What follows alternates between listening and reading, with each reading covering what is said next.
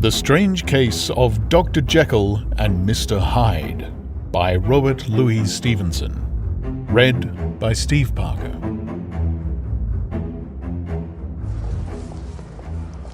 Chapter 1. The Story of the Door. Mr. Utterson, the lawyer, was a man of a rugged countenance that was never lighted by a smile. Cold, scanty, and embarrassed in discourse, backward in sentiment, lean, long, dusty, dreary, and yet somehow lovable. At friendly meetings, when the wine was to his taste, something eminently human beaconed from his eye.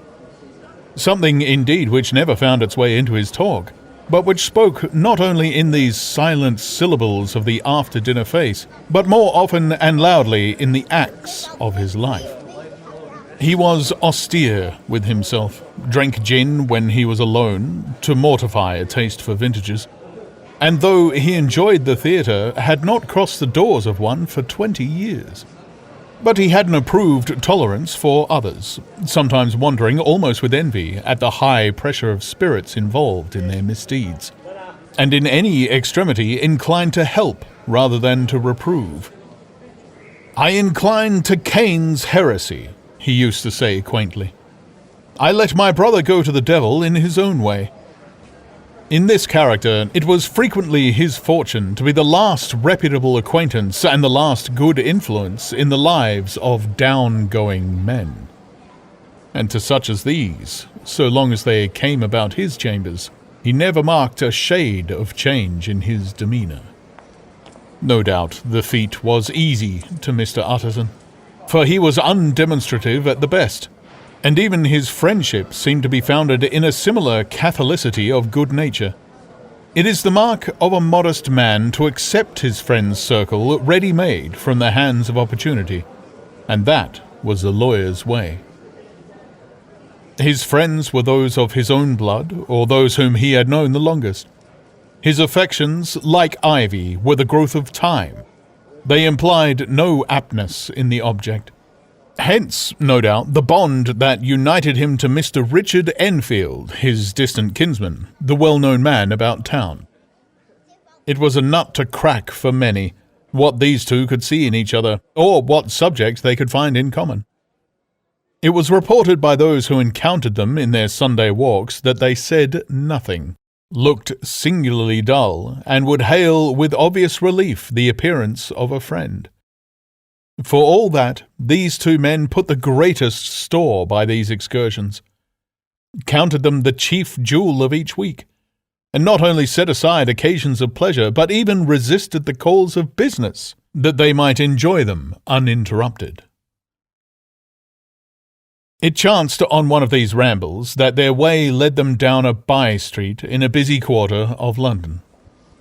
The street was small and what is called quiet, but it drove a thriving trade on the weekdays.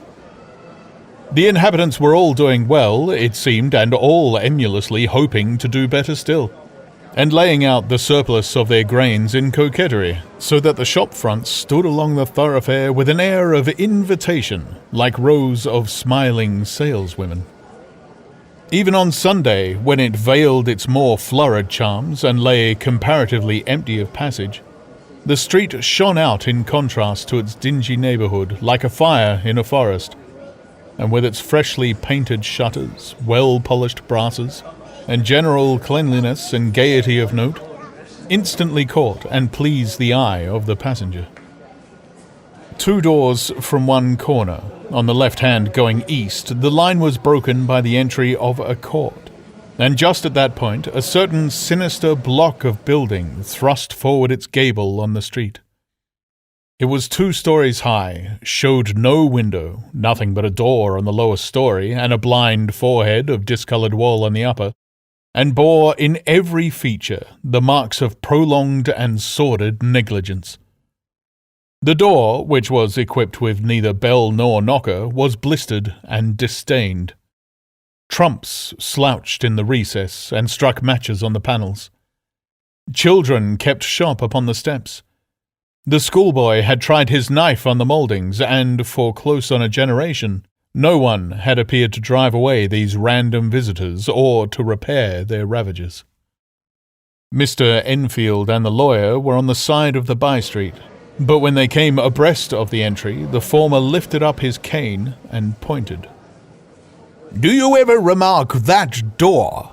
he asked, and when his companion had replied in the affirmative, "It is connected in my mind," added he, "with a very odd story." "Indeed," said Mr. Utterson, with a slight change of voice. "And what was that?" "Well, it was this way," returned Mr. Enfield. "I was coming home from some place at the end of the world about 3 o'clock of a black winter morning, and my way lay through a part of town where there was literally nothing to be seen but lamps. Street after street, and all the folks asleep. Street after street, all lighted up as if for procession, and all as empty as a church. Till at last I got into that state of mind when a man listens and begins to long for the sight of a policeman. All at once I saw 2 figures, one a little man who was stumping along eastward at a good walk, and the other a girl of maybe 8 or 10 who was running as hard as she was able down a cross street. Well, sir, the 2 ran into one another, naturally enough, at the corner, and then came the horrible part of the thing, for the man trampled calmly over the child's body and left her screaming on the ground. It seems nothing to hear, but it was hellish to see. It wasn't like a man, it was like some damned juggernaut. I gave a few halloa, took to my heels, collared my gentleman, and brought him back to where there was already quite a group about the screaming child. He was perfectly cool and met no resistance, so ugly that it brought out the sweat on me like running. The people who had turned out were the girl's own family, and pretty soon the doctor, for whom she had been sent, put in his appearance. Well, the child was not much the worse, more frightened, according to the sawbones. And there you might have supposed would be an end to it, but there was one curious circumstance. I had taken a loathing to my gentleman at first sight, so had the child's family, which was only natural, but the doctor's case was what struck me. He was the usual cut-and-dry apothecary, no particular age and colour, with a strong Edinburgh accent and about as emotional as a bagpipe. Well, sir, he was like the rest of us. Every time he looked at my prisoner, I saw that Sawbones turn sick and white with desire to kill him. I knew what was in his mind, just as he knew what was in mine, and killing being out of the question, we did the next best. We told the man we could and would make such a scandal out of this as should make his name stink from one end of London to the other. If he had any friends or any credit, we undertook that he should lose them. And all the time, as we were pitching it in red hot, we were keeping the women off him as best we could, for they were as wild as harpies. I never saw a circle of such hateful faces. And there was the man in the middle with a kind of black, sneering coolness. Frightened, too, I could see that. But carrying off, sir, really, like Satan. "If you choose to make capital out of the accident," said he, "I am naturally helpless. No gentleman but wishes to avoid a scene. Says he, 'Name your figure.' Well, we screwed him up to £100 for the child's family. He would have clearly liked to stick out, but there was something about the lot of us that meant mischief, and at last he struck. The next thing was to get the money, and where do you think he carried us to but that place with the door? Whipped out a key, went in, and presently came out with the matter of £10 in gold, and a cheque for the balance on coats, drawn payable to bearer, and signed with a name that I can't mention. though it's one of the points of my story, but it was a name at least very well known and often printed. The figure was stiff, but the signature was good for more than that if it was only genuine. I took the liberty of pointing out to my gentleman that the whole business looked apocryphal, and that a man does not, in real life, walk into a cellar door at 4 a.m. and come out with another man's cheque for close upon £100. But he was quite easy, and sneering, "Set your mind at rest," said he. "I will stay with you till the bank's open and cash the cheque myself." So we all set off, the doctor and the child's father and our friend and myself, and passed the rest of the night in my chambers, and the next day, when we had breakfasted, went in a body to the bank. I gave in the cheque myself, and said I had every reason to believe it was a forgery. Not a bit of it. The cheque was genuine. "Tut, tut," said Mr. Utterson. "I see you feel as I do," said Mr. Enfield. "Yes, it's a bad story, for my man was a fellow that nobody could have to do with, a really damnable man, and the person who drew that cheque is the very pink of the proprietaries, celebrated too, and, what makes it worse, one of your fellows who do what they call good. Blackmail, I suppose. An honest man paying through the nose for some of the capers of his youth. Blackmail House is what I call the place with the door, in consequence. Though even that, you know, is far from explaining all," he added, and with the words fell into a vein of musing. From this he was recalled by Mr. Utterson asking rather suddenly, "And you don't know if the drawer of the cheque lives there?" "A likely place, isn't it?" returned Mr. Enfield. "But I happen to have noticed his dresses. He lives in some square or other." "And you never asked about the place with the door?" said Mr. Utterson. "No, sir, I have a delicacy," was the reply. "I feel very strongly about putting questions. It partakes too much of the style of the Day of Judgment. You start a question, and it's like starting a stone. You sit quietly on the top of a hill, and away the stone goes, starting others. And presently some bland old bird, the last you would have thought of, is knocked on the head in his own back garden, and the family have to change their name. No, sir, I make it a rule of mine. The more it looks like Queer Street, the less I ask." "A very good rule, too," said the lawyer. "But I have studied the place for myself," continued Mr. Enfield. "It seems scarcely a house. There is no other door, and nobody goes in or out of that one, but once in a great while the gentleman of my adventure. There are 3 windows looking on the court of the first floor, none below. The windows are always shut, but they're clean. And then there is a chimney, which is generally smoking, so somebody must live there. And yet it's not so sure, for the buildings are so packed together about the court that it's hard to say where one ends and another begins." The pair walked on again for a while in silence, and then, "Enfield," said Mr. Utterson, "that's a good rule of yours." "Yes, I think it is," returned Enfield. "But for all that," continued the lawyer, "there's one point I want to ask. I want to ask the name of that man who walked over the child." "Well," said Mr. Enfield, "I can't see what harm it would do. It was a man of the name of Hyde." Said Mr. Utterson. "What sort of man is he to see?" "He's not easy to describe. There is something wrong with his appearance, something displeasing, something downright detestable. I never saw a man I so disliked, and yet I scarce know why. He must be deformed somewhere. He gives a strong feeling of deformity, although I couldn't specify the point. He's an extraordinary-looking man, and yet I really can name nothing out of the way.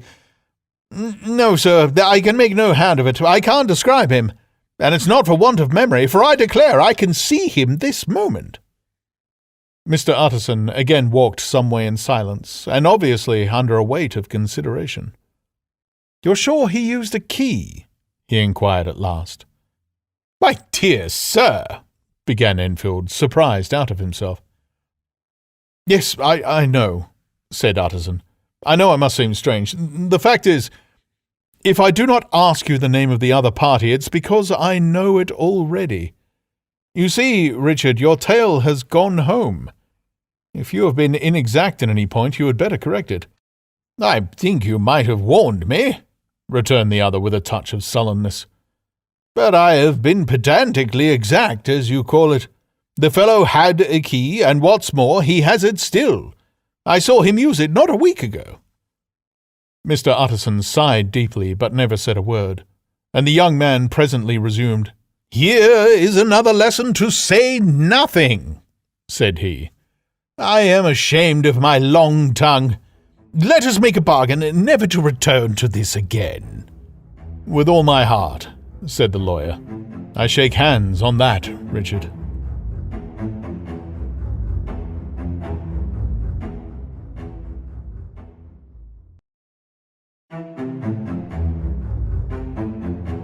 Chapter 2. Search for Mr. Hyde.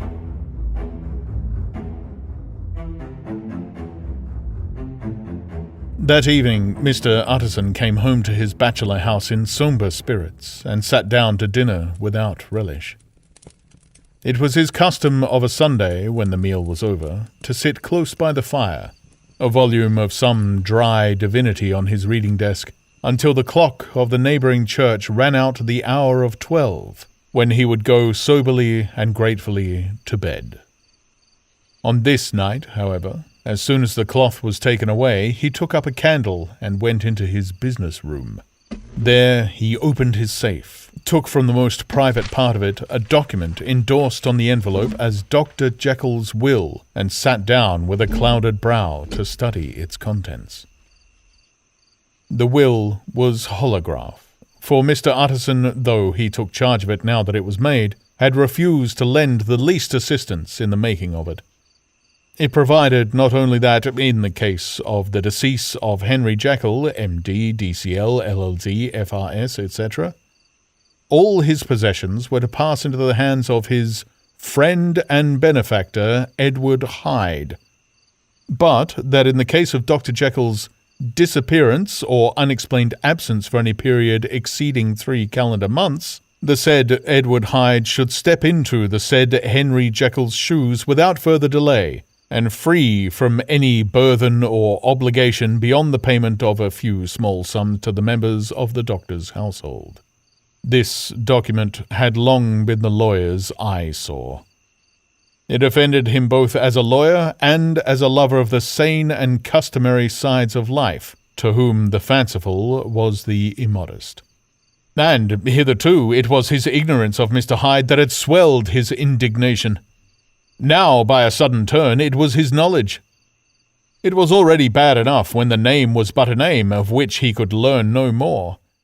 It was worse when it was begun to be clothed upon with detestable attributes, and out of the shifting, insubstantial mist that had so long baffled his eye, there leaped up the sudden, definite presentment of a fiend.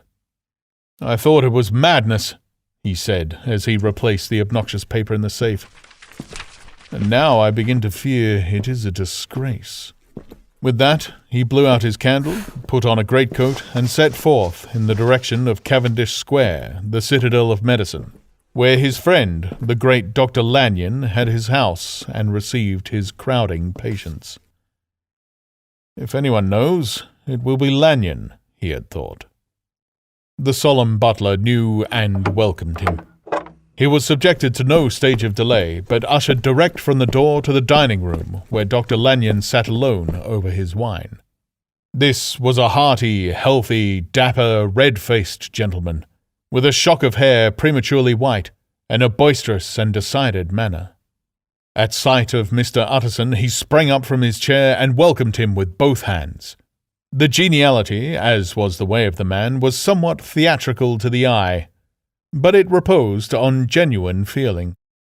For these two were old friends, old mates, both at school and college, both thorough respecters of themselves and of each other. And what does not always follow, men who thoroughly enjoyed each other's company. After a little rambling talk, the lawyer led up to the subject which so disagreeably preoccupied his mind. "I suppose, Lanyon," said he, "you and I must be the two oldest friends that Henry Jekyll has." "I wish the friends were younger," chuckled Dr. Lanyon. "But I suppose we are, and what of that? I see little of him now." "Indeed," said Utterson. "I thought you had a bond of common interest." We had, was the reply. But it is more than 10 years since Henry Jekyll became too fanciful for me. He began to go wrong in mind. And though, of course, I continue to take an interest in him for old sake's sake, as they say, I see, and I have seen, a devilish little of the man. Such unscientific balderdash, added the doctor, flushing suddenly purple, would have estranged Damon and Pythias. This little spirit of temper was somewhat of a relief to Mr. Utterson. They have only differed on some point of science, he thought, and being a man of no scientific passions, except in the matter of conveyancing, he even added, "It is nothing worse than that."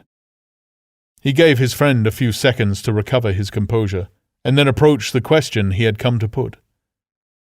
"Did you ever come across a protégé of his, one Hyde?" he asked. "Hyde?" repeated Lanyon. "No, never heard of him since my time." That was the amount of information that the lawyer carried back with him to the great, dark bed on which he tossed to and fro, until the small hours of morning began to grow large. It was a night of little ease to his toiling mind, toiling in mere darkness and besieged by questions.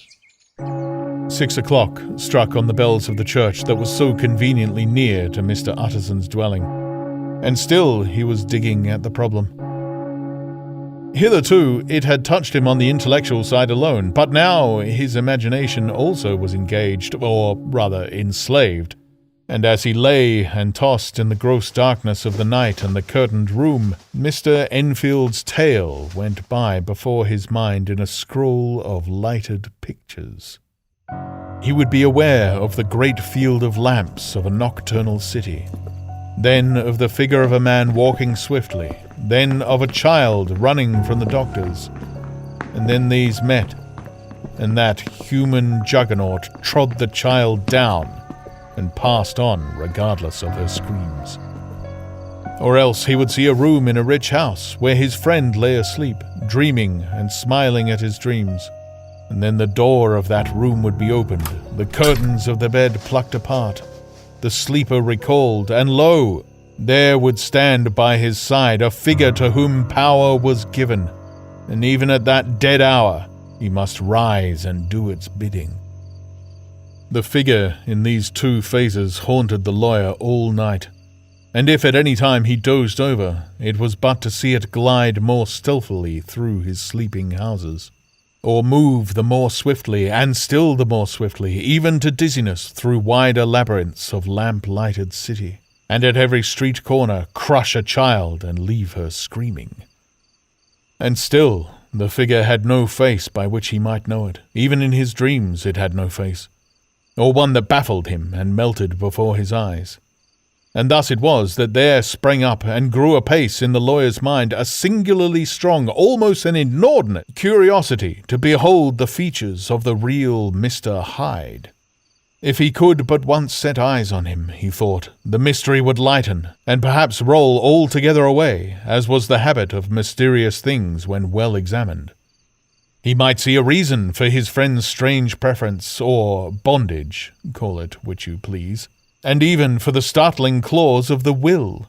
At least, it would be a face worth seeing, the face of a man who was without bowels of mercy, A face which had but to show itself to raise up in the mind of the unimpressionable Enfield a spirit of enduring hatred.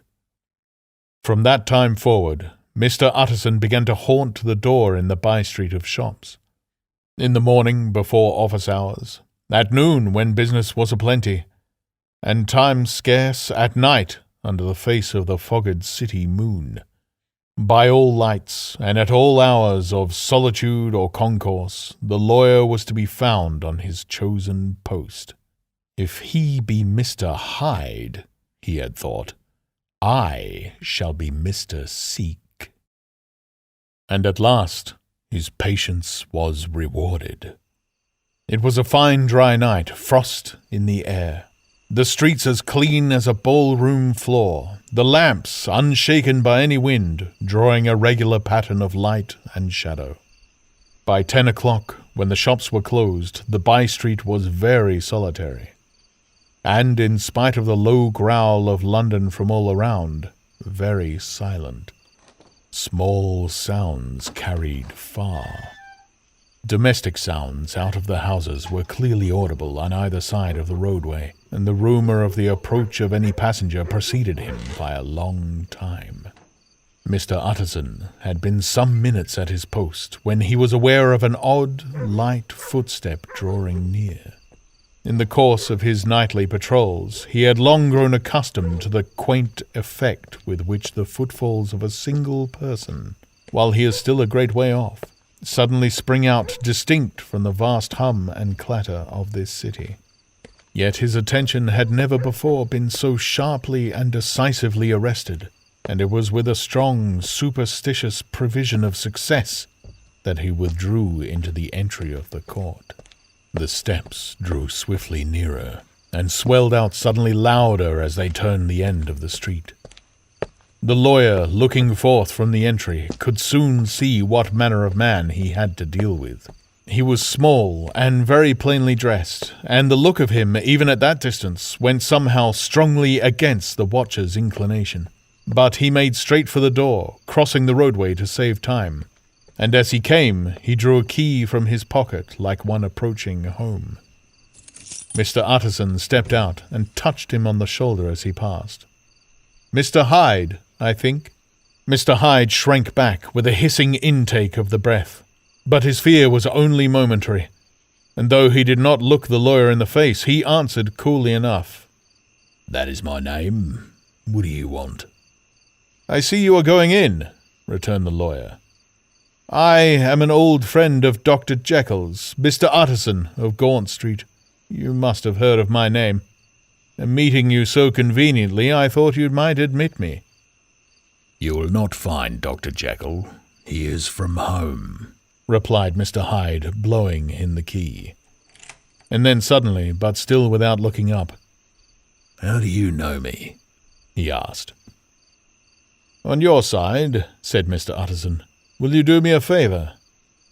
"With pleasure," replied the other. "What shall it be?" "Will you let me see your face?" asked the lawyer. Mr. Hyde appeared to hesitate, and then, as if upon some sudden reflection, fronted about with an air of defiance, and the pair stared at each other pretty fixedly for a few seconds. "Now I shall know you again," said Mr. Utterson. "It may be useful." "Yes," returned Mr. Hyde. "It is as well we have met, and apropos, you should have my address." And he gave a number of a street in Soho. Good God, thought Mr. Utterson. Can he too have been thinking of the will? But he kept his feelings to himself, and only grunted in acknowledgment of the address.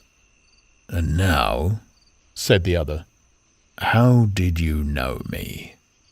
"By description," was the reply. "Whose description?" "We have common friends," said Mr. Utterson. "Common friends?" echoed Mr. Hyde, a little hoarsely. "Who are they?"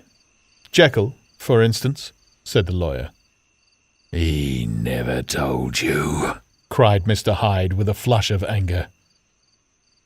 "I do not think you would have lied." "Come," said Mr. Utterson. "That is not fitting language." The other snarled aloud into a savage laugh, and the next moment, with extraordinary quickness, he had unlocked the door and disappeared into the house. The lawyer stood a while when Mr. Hyde had left him, the picture of disquietude. Then he began slowly to mount the street, pausing every step or two and putting his hand to his brow like a man in mental perplexity. The problem he was thus debating as he walked was one of a class that is rarely solved. Mr. Hyde was pale and dwarfish. He gave an impression of deformity without any nameable malformation. He had a displeasing smile. He had borne himself to the lawyer with a sort of murderous mixture of timidity and boldness, and he spoke with a husky, whispering, and somewhat broken voice. All these were points against him, but not all these together could explain the hitherto unknown disgust, loathing, and fear with which Mr. Utterson regarded him. "There must be something else," said the perplexed gentleman. "There is something more, if I could find a name for it. God bless me, the man seems hardly human. Something troglodytic, shall we say? Or can it be the old story of Dr. Fell? Or is it the mere radiance of a foul soul that thus transpires through and transfigures its clay content? The last, I think. For oh, my poor old Harry Jekyll, if ever I read Satan's signature upon a face, it is on that of your new friend." Round the corner from the by-street there was a square of ancient, handsome houses, now for the most part decayed from their high estate, and let in flats and chambers to all sorts and conditions of men. Map engravers, architects, shady lawyers, and the agents of obscure enterprises. One house, however, second from the corner, was still occupied entire, and at the door of this, which wore a great air of wealth and comfort, though it was now plunged in darkness except for the fanlight, Mr. Utterson stopped and knocked. A well-dressed elderly servant opened the door. "Is Dr. Jekyll at home, Poole?" asked the lawyer. "I will see, Mr. Utterson," said Poole, admitting the visitor, as he spoke, into a large, low-roofed, comfortable hall paved with flags, warmed, after the fashion of a country house, by a bright open fire, and furnished with costly cabinets of oak. "Will you wait here by the fire, sir, or shall I give you a light in the dining-room?" "Here, thank you," said the lawyer, and he drew near and leaned on the tall fender. This hall, in which he was now left alone, was a pet fancy of his friend the doctor's, and Utterson himself was wont to speak of it as the pleasantest room in London. But tonight there was a shudder in his blood. The face of Hyde sat heavy on his memory. He felt, what was rare with him, a nausea and distaste of life, and in the gloom of his spirits he seemed to read a menace in the flickering of the firelight on the polished cabinets and the uneasy starting of the shadow on the roof. He was ashamed of his relief when Poole presently returned to announce that Dr. Jekyll was gone out. "I saw Mr. Hyde go in by the old dissecting-room, Poole," he said. "Is that right, when Dr. Jekyll is from home?" "Quite right, Mr. Utterson, sir," replied the servant. "Mr. Hyde has a key." "Your master seems to repose a great deal of trust in that young man, Poole," resumed the other musingly. "Yes, sir, he does indeed," said Poole. "We have all orders to obey him." "I do not think I ever met Mr. Hyde," asked Utterson. "Oh, dear no, sir, he never dines here," replied the butler. "Indeed, we see very little of him on this side of the house. He mostly comes and goes by the laboratory." "Well, good night, Poole." "Good night, Mr. Utterson." And the lawyer set out homeward with a very heavy heart. "Poor Harry Jekyll," he thought. "My mind misgives me he is in deep waters. He was wild when he was young, a long while ago to be sure, but in the law of God there is no statute of limitations. Aye, it must be that. The ghost of some old sin, the cancer of some concealed disgrace, punishment coming. Pede claudo, years after the memory has forgotten, and self-love condoned the fault. And the lawyer, scared by the thought, brooded a while on his own past, groping in all the corners of memory, lest by chance some jack-in-the-box of an old iniquity should leap to light there. His past was fairly blameless. Few men could read the rolls of their life with less apprehension. Yet he was humbled to the dust by the many ill things he had done, and raised up again into a sober and fearful gratitude by the many he had come so near to doing, yet avoided. And then, by a return on his former subject, he conceived a spark of hope. This Master Hyde, if he were studied, thought he, must have secrets of his own, black secrets by the look of him, secrets compared to which poor Jekyll's worst would be like sunshine. Things cannot continue as they are. It turns me cold to think of this creature stealing like a thief to Harry's bedside. Poor Harry, what awakening! And the danger of it! For if this Hyde suspects the existence of the will, he may grow impatient to inherit. Aye, I must put my shoulder to the wheel. If Jekyll will but let me, he added. If Jekyll will only let me. For once more he saw before his mind's eye, as clear as transparency, the strange clauses of the will.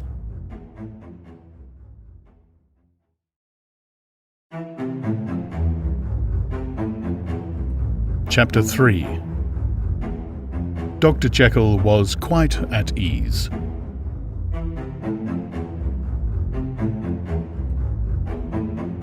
A fortnight later, by excellent good fortune, the doctor gave one of his pleasant dinners to some 5 or 6 old cronies, all intelligent, reputable men, and all judges of good wine, and Mr. Utterson so contrived that he remained behind after the others had departed.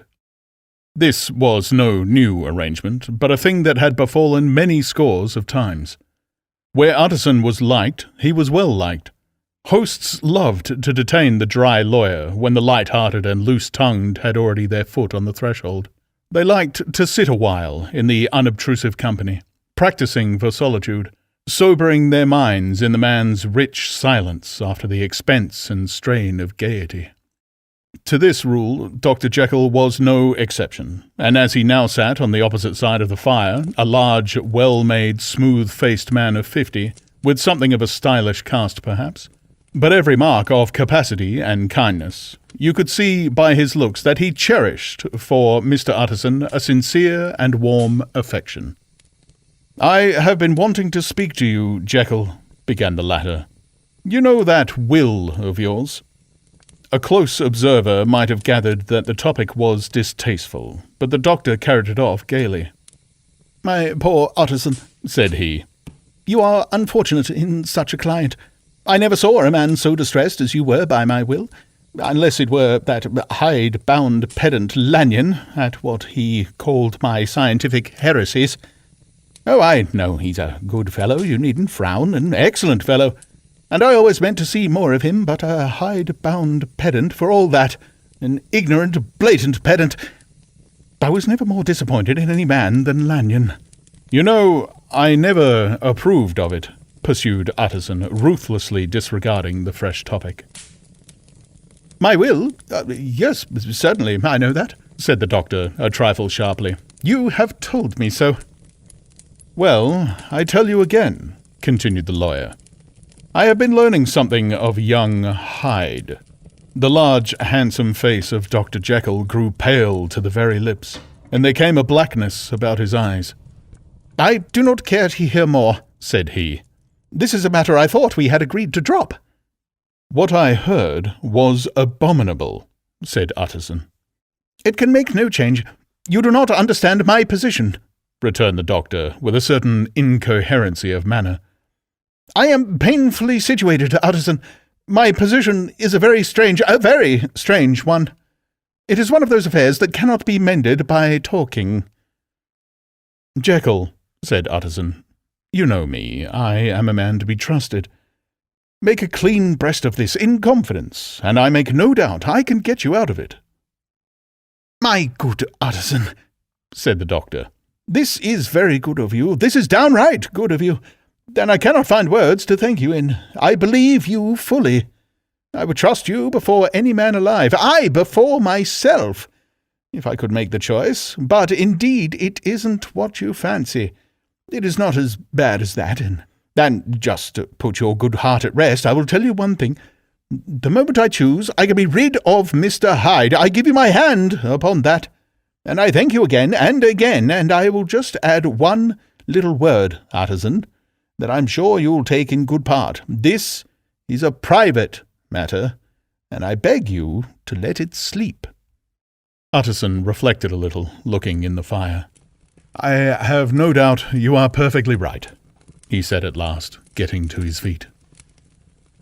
"Well, but since we have touched upon this business, and for the last time, I hope," continued the doctor, "there is one point I should like you to understand. I have really a very great interest in poor Hyde.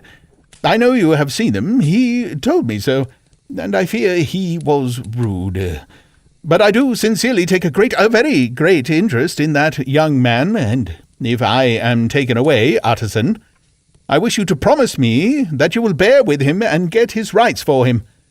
I think you would, if you knew all, and it would be a weight off my mind if you would promise." "I can't pretend that I shall ever like him," said the lawyer. "I don't ask that," pleaded Jekyll, laying his hand upon the other's arm. "I only ask for justice. I only ask for you to help him for my sake, when I am no longer here." Utterson heaved an irrepressible sigh. "Well," said he, "I promise."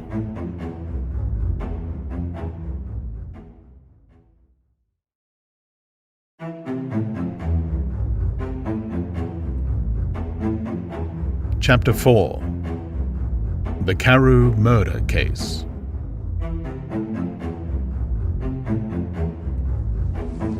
Nearly a year later, in the month of October London was startled by a crime of singular ferocity, and rendered all the more notable by the high position of the victim. The details were few and startling.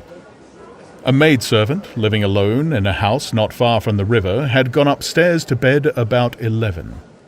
Although a fog rolled over the city in the small hours, the early part of the night was cloudless, and the lane, which the maid's window overlooked, was brilliantly lit by the full moon. It seems she was romantically given, for she sat down upon her box, which stood immediately under the window, and fell into a dream of musing. "Never," she used to say with streaming tears when she narrated that experience, "never had she felt more at peace with all men, or thought more kindly of the world." And as she so sat, she became aware of an aged, beautiful gentleman with white hair, drawing near along the lane, and advancing to meet him another and very small gentleman, to whom at first she paid less attention. When they had come within speech, which was just under the maid's eyes, the older man bowed and accosted the other with a very pretty manner of politeness. It did not seem as if the subject of his address were of great importance. Indeed, from his pointing, it sometimes appeared as if he were only inquiring his way. But the moon shone on his face as he spoke, and the girl was pleased to watch it. It seemed to breathe such an innocent and old-world kindness of disposition, yet with something high, too, as of a well-founded self-contempt. Presently her eye wandered to the other, and she was surprised to recognize in him a certain Mr. Hyde, who had once visited her master, and for whom she had conceived a dislike. He had in his hand a heavy cane with which he was trifling, but he answered never a word, and seemed to listen with an ill-contained impatience. And then, all of a sudden, he broke out in a great flame of anger, stamping with his foot, brandishing the cane, and carrying on, as the maid described it, like a madman. The old gentleman took a step back, with the air of one very much surprised and a trifle hurt. And at that, Mr. Hyde broke out of all bounds and clubbed him to the earth. And next moment, with ape-like fury, he was trampling his victim underfoot and hailing down a storm of blows, under which the bones were audibly shattered, and the body jumped upon the roadway. At the horror of these sights and sounds, the maid fainted. It was 2:00 when she came to herself and called for the police. The murderer was gone long ago, but there lay his victim in the middle of the lane, incredibly mangled. The stick with which the deed had been done, although it was of some rare and very tough and heavy wood, had broken in the middle under the stress of this insensate cruelty, and one splintered half had rolled in the neighbouring gutter. The other, without doubt, had been carried away by the murderer. A purse and gold watch were found upon the victim, but no cards or papers, except a sealed and stamped envelope, which he had been probably carrying to the post, and which bore the name and address of Mr. Utterson. This was brought to the lawyer the next morning, before he was out of bed, and he had no sooner seen it and been told the circumstances than he shot out a solemn lip. "I shall say nothing till I have seen the body," said he.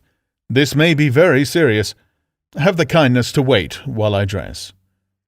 And with the same grave countenance he hurried through his breakfast and drove to the police station, whither the body had been carried.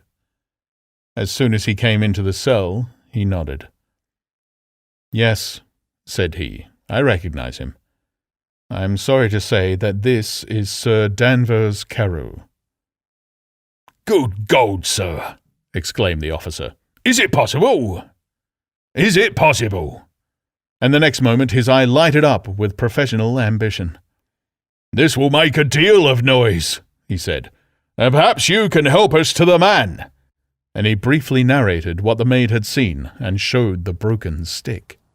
Mr. Utterson had already quailed at the name of Hyde, but when the stick was laid before him he could doubt no longer. Broken and battered as it was, he recognized it for one that he had himself presented many years before to Henry Jekyll. "Is this Mr. Hyde a person of small stature?" he inquired. "Particularly small and particularly wicked-looking is what the maid calls him," said the officer. Mr. Utterson reflected, and then, raising his head, "If you will come with me to my cab," he said, "I think I can take you to his house." It was, by this time, about 9 in the morning, and the first fog of the season. A great chocolate-covered pall lowered over heaven, but the wind was continuously charging and routing these embattled vapours, so that as the cab crawled from street to street, Mr. Utterson beheld a marvellous number of degrees and hues of twilight. For here it would be dark like the back end of evening, and there would be a glow of rich lurid brown, like the light of some strange conflagration. And here, for a moment, the fog would be quite broken up, and a haggard shaft of daylight would glance in between the swirling wreaths. The dismal quarter of Soho, seen under these changing glimpses, with its muddy ways and slatternly passengers, and its lamps, which had never been extinguished or had been kindled afresh to combat this mournful reinvasion of darkness, seemed, in the lawyer's eyes, like a district of some city in a nightmare. The thoughts of his mind, besides, were of the gloomiest dye, and when he glanced at the companion of his drive, he was conscious of some touch of that terror of the law and the law's officers which may, at times, assail the most honest. As the cab drew up before the address indicated, the fog lifted a little and showed him a dingy street, a gin palace, a low French eating-house, a shop for the retail of penny numbers and 2-penny salads, many ragged children huddled in the doorways, and many women of many different nationalities passing out, key in hand, to have a morning glass, and the next moment the fog settled down again upon that part, as brown as umber, and cut him off from his blackguardly surroundings. This was the home of Henry Jekyll's favourite, of a man who was heir to £250,000 sterling. An ivory-faced and silver-haired old woman opened the door.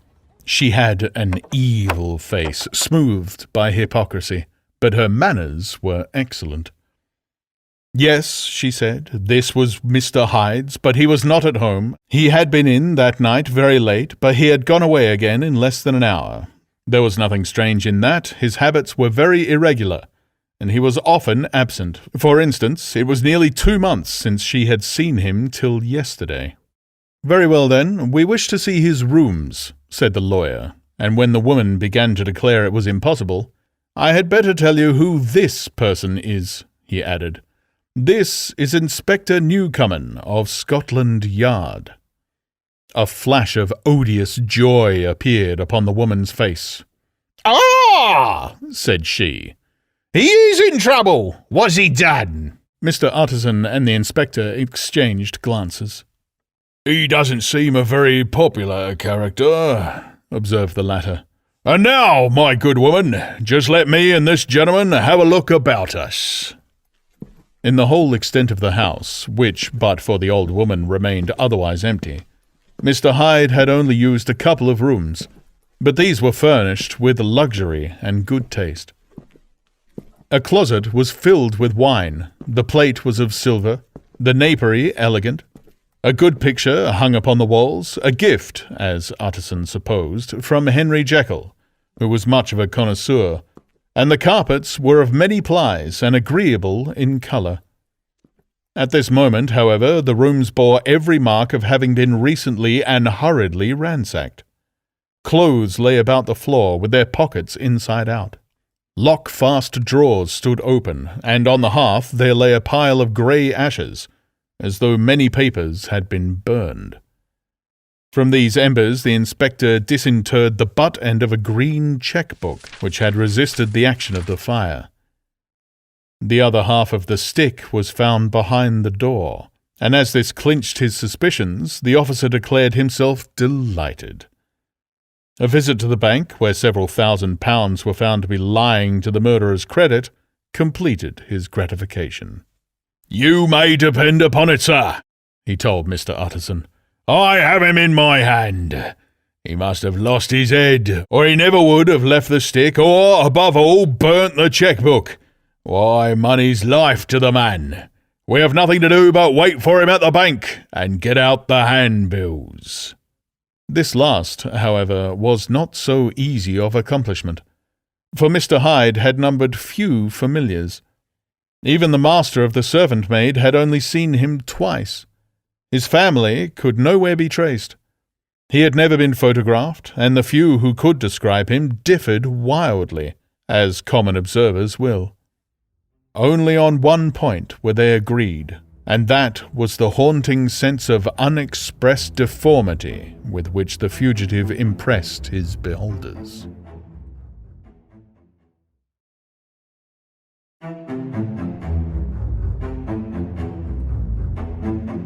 Chapter 5. Incident of the Letter.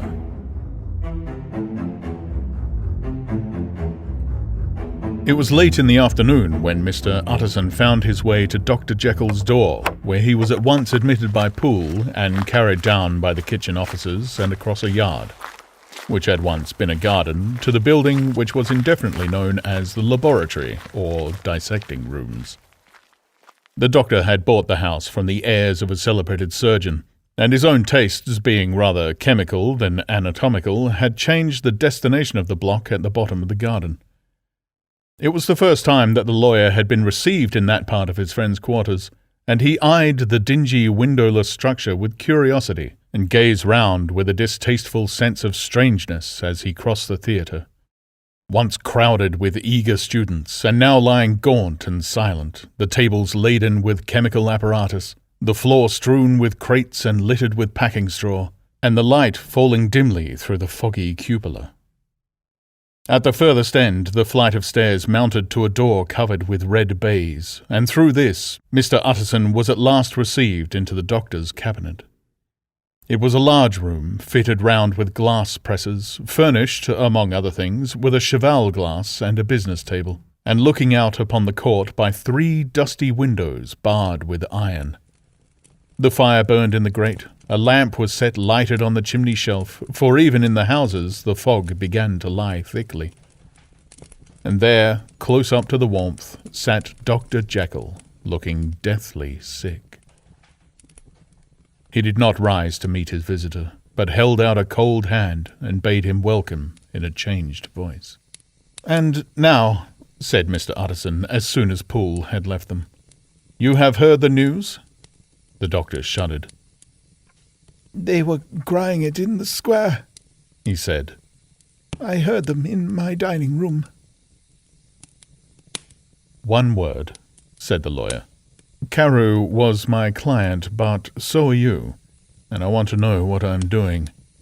You have not been mad enough to hide this fellow?" "Utterson, I swear to God," cried the doctor. "I swear to God I will never set eyes on him again. I bind my honour to you that I am done with him in this world.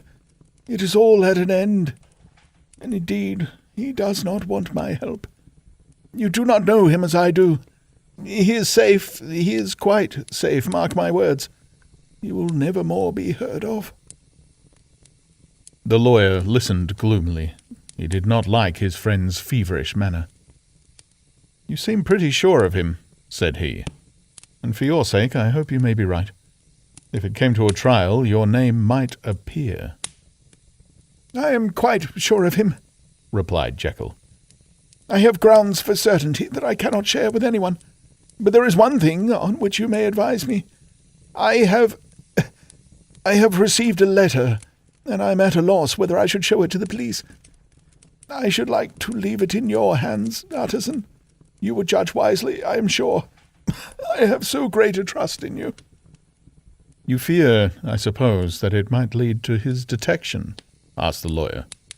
"No," said the other.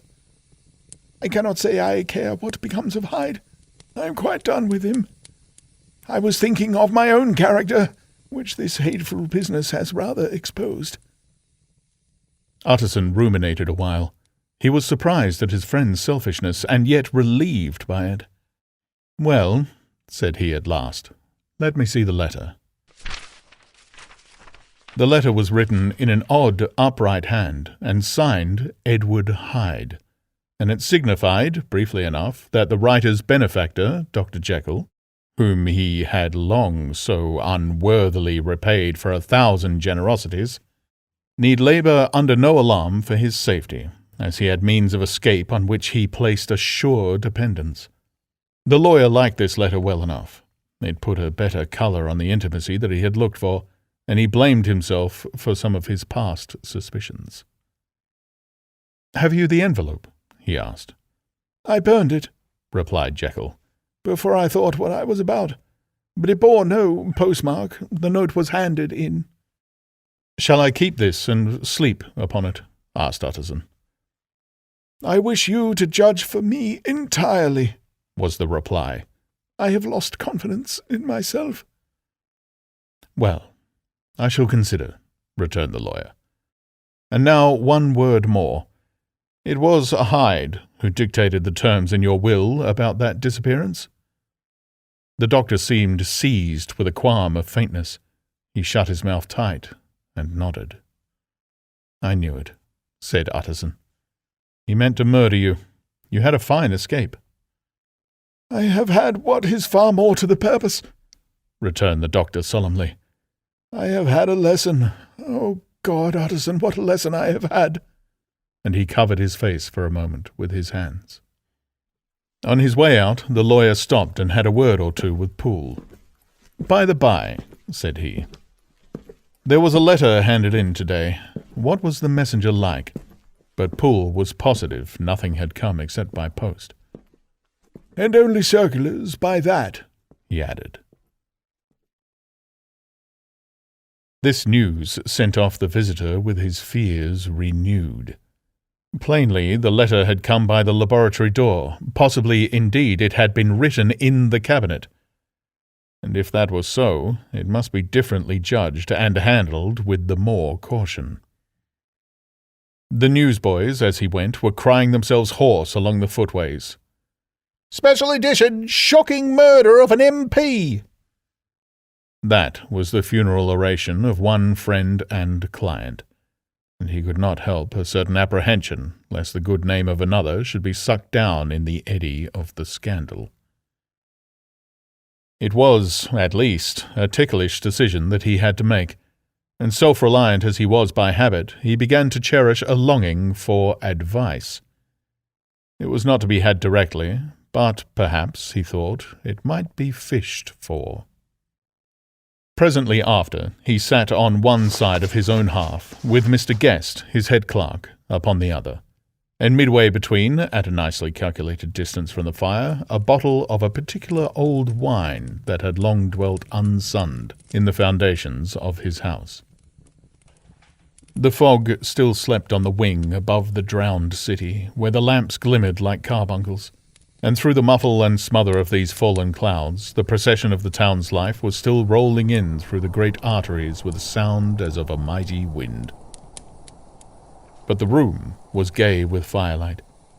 In the bottle, the acids were long ago resolved. The imperial dye had softened with time, as the colours grow richer in stained windows, and the glow of hot autumn afternoons on hillside vineyards was ready to be set free and to disperse the fogs of London. Insensibly, the lawyer melted. There was no man from whom he kept fewer secrets than Mr. Guest, and he was not always sure that he kept as many as he meant. Guest had often been on business to the doctor's. He knew Poole. He could scarce have failed to hear of Mr. Hyde's familiarity about the house. He might draw conclusions. Was it not as well, then, that he should see a letter which put that mystery to right? And above all, since Guest, being a great student and critic of handwriting, would consider the step natural and obliging. The clerk, besides, was a man of counsel. He could scarce read so strange a document without dropping a remark, and by that remark Mr. Utterson might shape his future course. "This is a sad business about Sir Danvers," he said.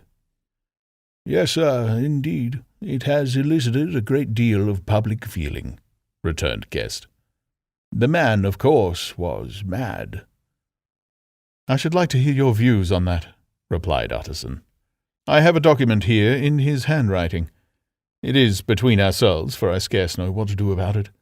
It is an ugly business at best, but there it is, quite in your way, a murderer's autograph." Guest's eyes brightened, and he sat down at once and studied it with passion. "No, sir," he said. "Not mad, but it is an odd hand." "And by all accounts a very odd writer," added the lawyer.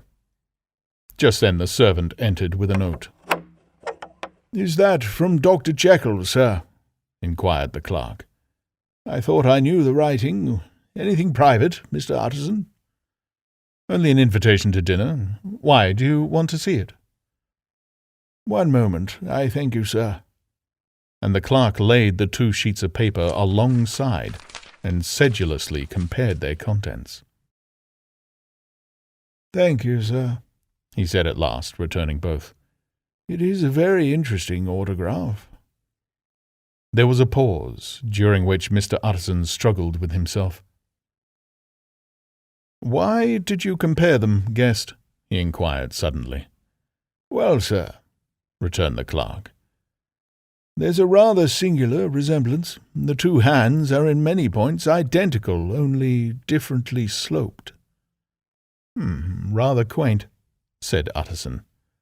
"It is, as you say, rather quaint," returned Guest. "I wouldn't speak of this note, you know," said the master. "No, sir," said the clerk. "I understand." But no sooner was Mr. Utterson alone that night than he locked the note into his safe, where it reposed from that time forward. "What?" he thought. Henry Jekyll forged for a murderer, and his blood ran cold in his veins.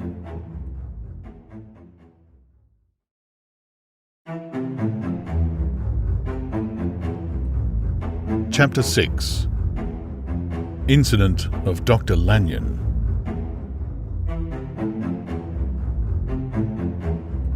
Time ran on. Thousands of pounds were offered in reward, for the death of Sir Danvers was resented as a public injury. But Mr. Hyde had disappeared out of the ken of the police as though he had never existed. Much of his past was unearthed, indeed, and all disreputable. Tales came out of the man's cruelty, at once so callous and violent, of his vile life, of his strange associates, of the hatred that seemed to have surrounded his career, but of his present whereabouts, not a whisper. From the time he had left the house in Soho on the morning of the murder, he was simply blotted out, and gradually, as time drew on, Mr. Utterson began to recover from the hotness of his alarm, and to grow more at quiet with himself.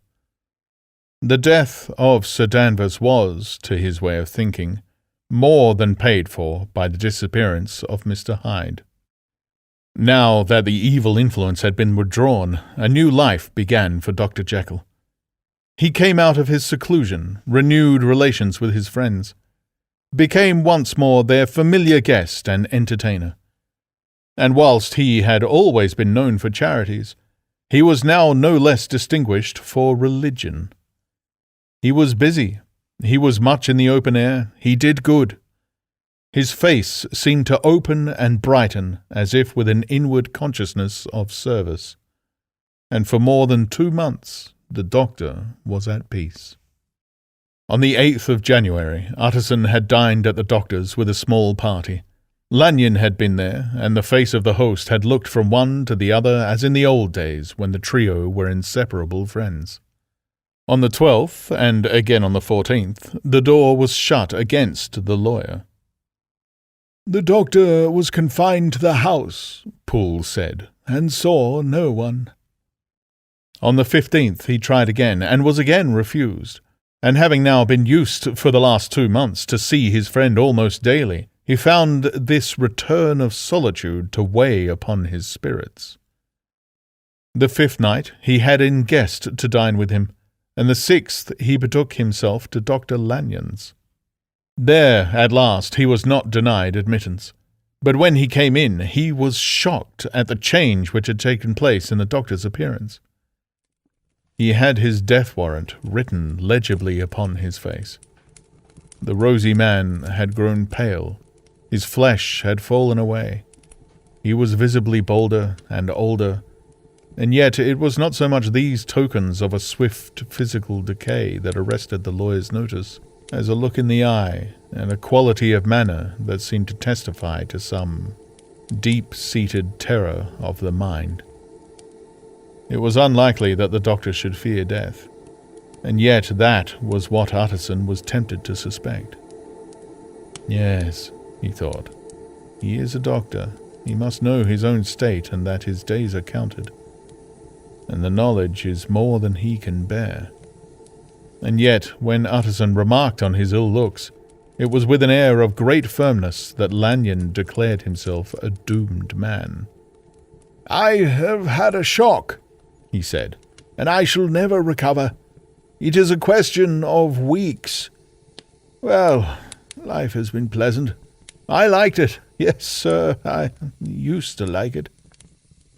I sometimes think if we knew all, we should be more glad to get away."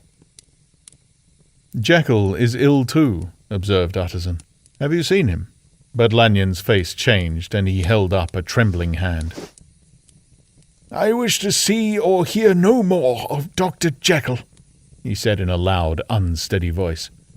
"I am quite done with that person, and I beg that you spare me any allusion to one whom I regard as dead." "Tut, tut," said Mr. Utterson, and then after a considerable pause, "Can't I do anything?" he inquired. "We are 3 very old friends, Lanyon. we shall not live to make others." "Nothing can be done," returned Lanyon. "Ask himself." "He will not see me," said the lawyer. "I'm not surprised at that," was the reply. "Some day, artisan, after I am dead, you may perhaps come to learn the right and wrong of this. I cannot tell you. And in the meantime, if you can sit and talk with me of other things, for God's sake stay and do so. But if you cannot keep clear of this accursed topic, then in God's name go, for I cannot bear it." As soon as he got home, Utterson sat down and wrote to Jekyll, complaining of his exclusion from the house, and asking the cause of this unhappy break with Lanyon. And the next day brought him a long answer, often very pathetically worded, and sometimes darkly mysterious in drift. The quarrel with Lanyon was incurable. "I do not blame our old friend," Jekyll wrote, "but I share his view that we must never meet. I mean from henceforth to lead a life of extreme seclusion. You must not be surprised, nor must you doubt my friendship, if my door is often shut even to you. You must suffer me to go my own dark way. I have brought on myself a punishment and a danger that I cannot name. If I am the chief of sinners, I am the chief of sufferers also. I could not think that this earth contained a place for sufferings and terrors so unmanning. And you could do but one thing, artisan, to lighten this destiny, and that is to respect my silence." Utterson was amazed. The dark influence of Hyde had been withdrawn. The doctor had returned to his old tasks and amities.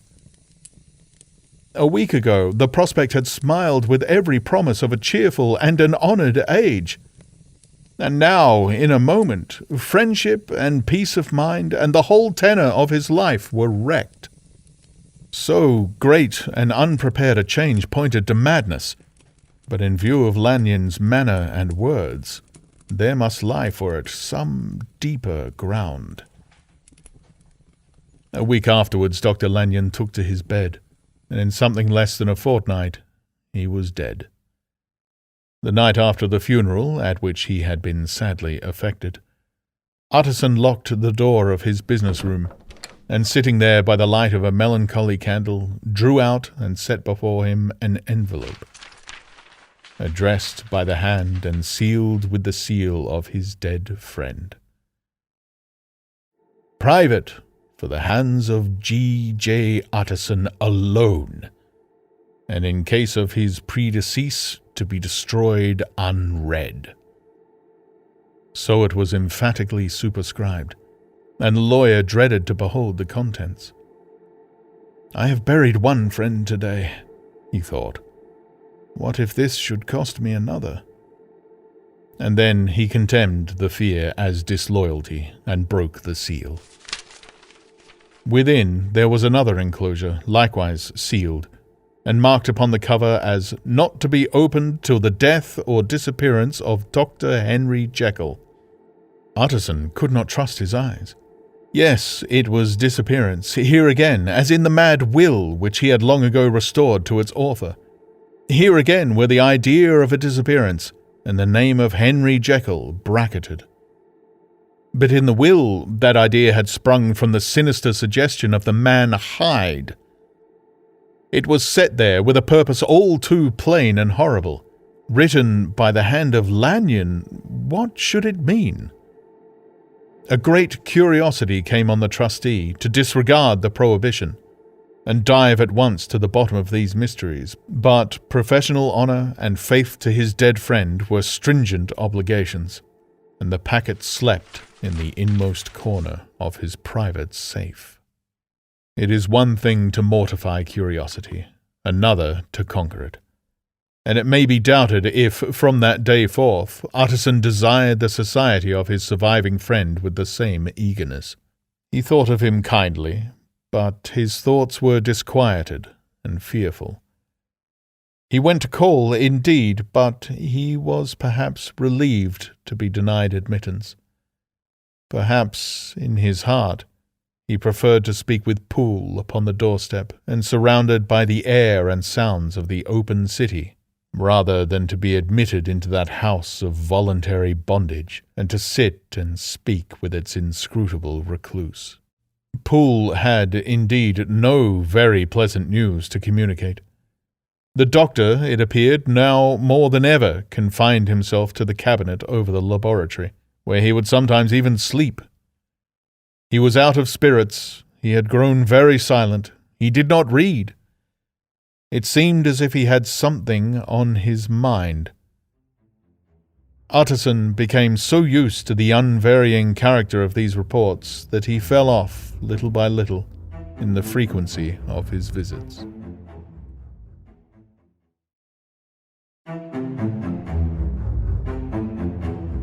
Chapter 7. Incident at the Window.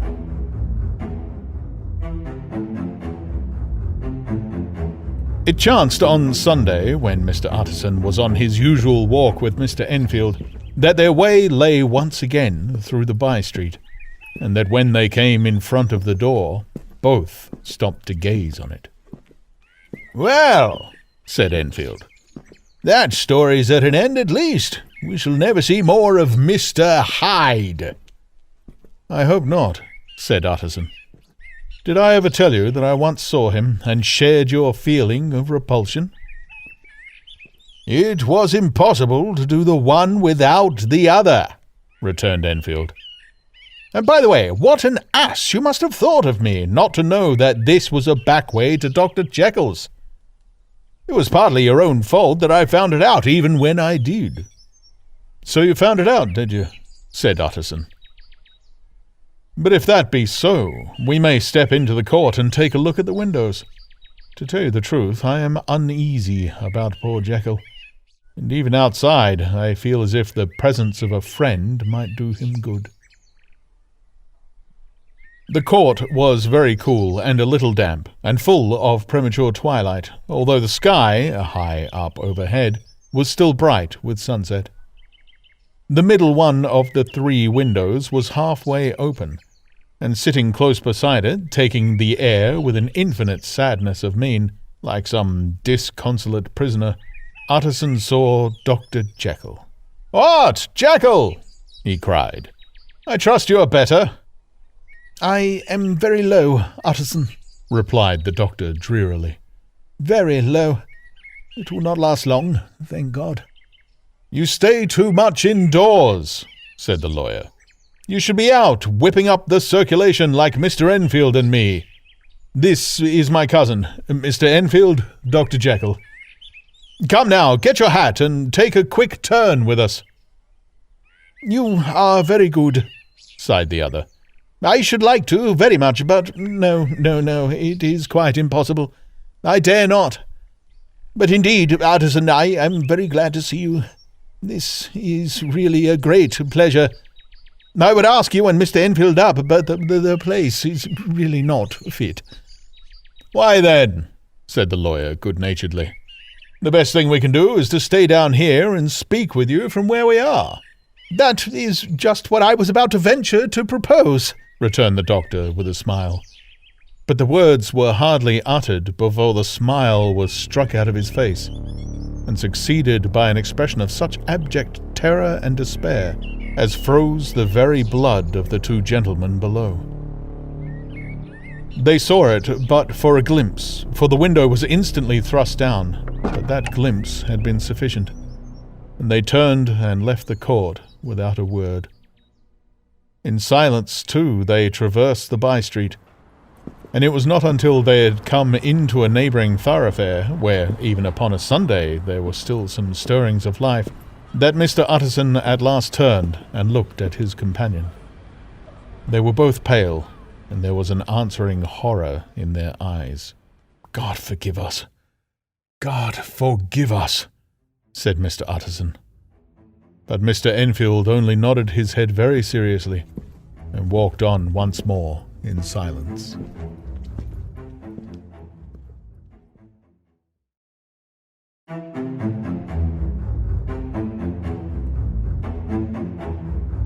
Chapter 8. The Last Night. Mr. Utterson was sitting by his fireside one evening after dinner when he was surprised to receive a visit from Poole. "Bless me, Poole, what brings you here?" he cried, and then, taking a second look at him, "What ails you?" he added. "Is the doctor ill?" "Mr. Utterson," said the man, "there is something wrong." "Take a seat, and here is a glass of wine for you," said the lawyer. "Now, take your time, and tell me plainly what you want." "You know the doctor's ways, sir," replied Poole, "and how he shuts himself up. Well, he's shut up again in the cabinet, and I don't like it, sir. I wish I may die if I like it. Mr. Utterson, sir, I'm afraid." "Now, my good man," said the lawyer, "be explicit. What are you afraid of?" "I've been afraid for about a week," returned Poole, doggedly disregarding the question.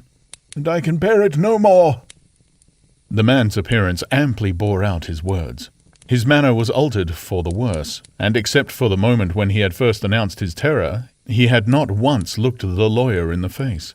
Even now he sat with the glass of wine untasted on his knee, and his eyes directed to a corner of the floor.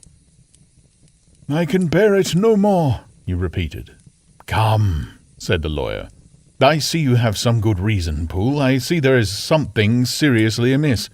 Try to tell me what it is." "I think there's been foul play," said Poole hoarsely.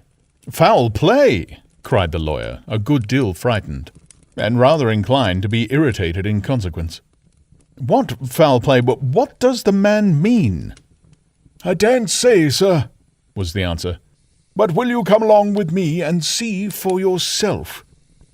Mr. Utterson's only answer was to rise and get his hat and greatcoat, but he observed with wonder the greatness of the relief that appeared upon the butler's face, and perhaps with no less that the wine was still untasted when he set it down to follow. It was a wild, cold, seasonable night of March, with a pale moon lying on her back as though the wind had tilted her, and flying wrack of the most diaphanous and lawny texture. The wind made talking difficult, and flecked the blood into the face. It seemed to have swept the streets unusually bare of passengers besides, for Mr. Utterson thought he had never seen that part of London so deserted. He could have wished it otherwise. Never in his life had he been conscious of so sharp a wish to see and touch his fellow creatures. For struggle as he might, there was borne in upon his mind a crushing anticipation of calamity.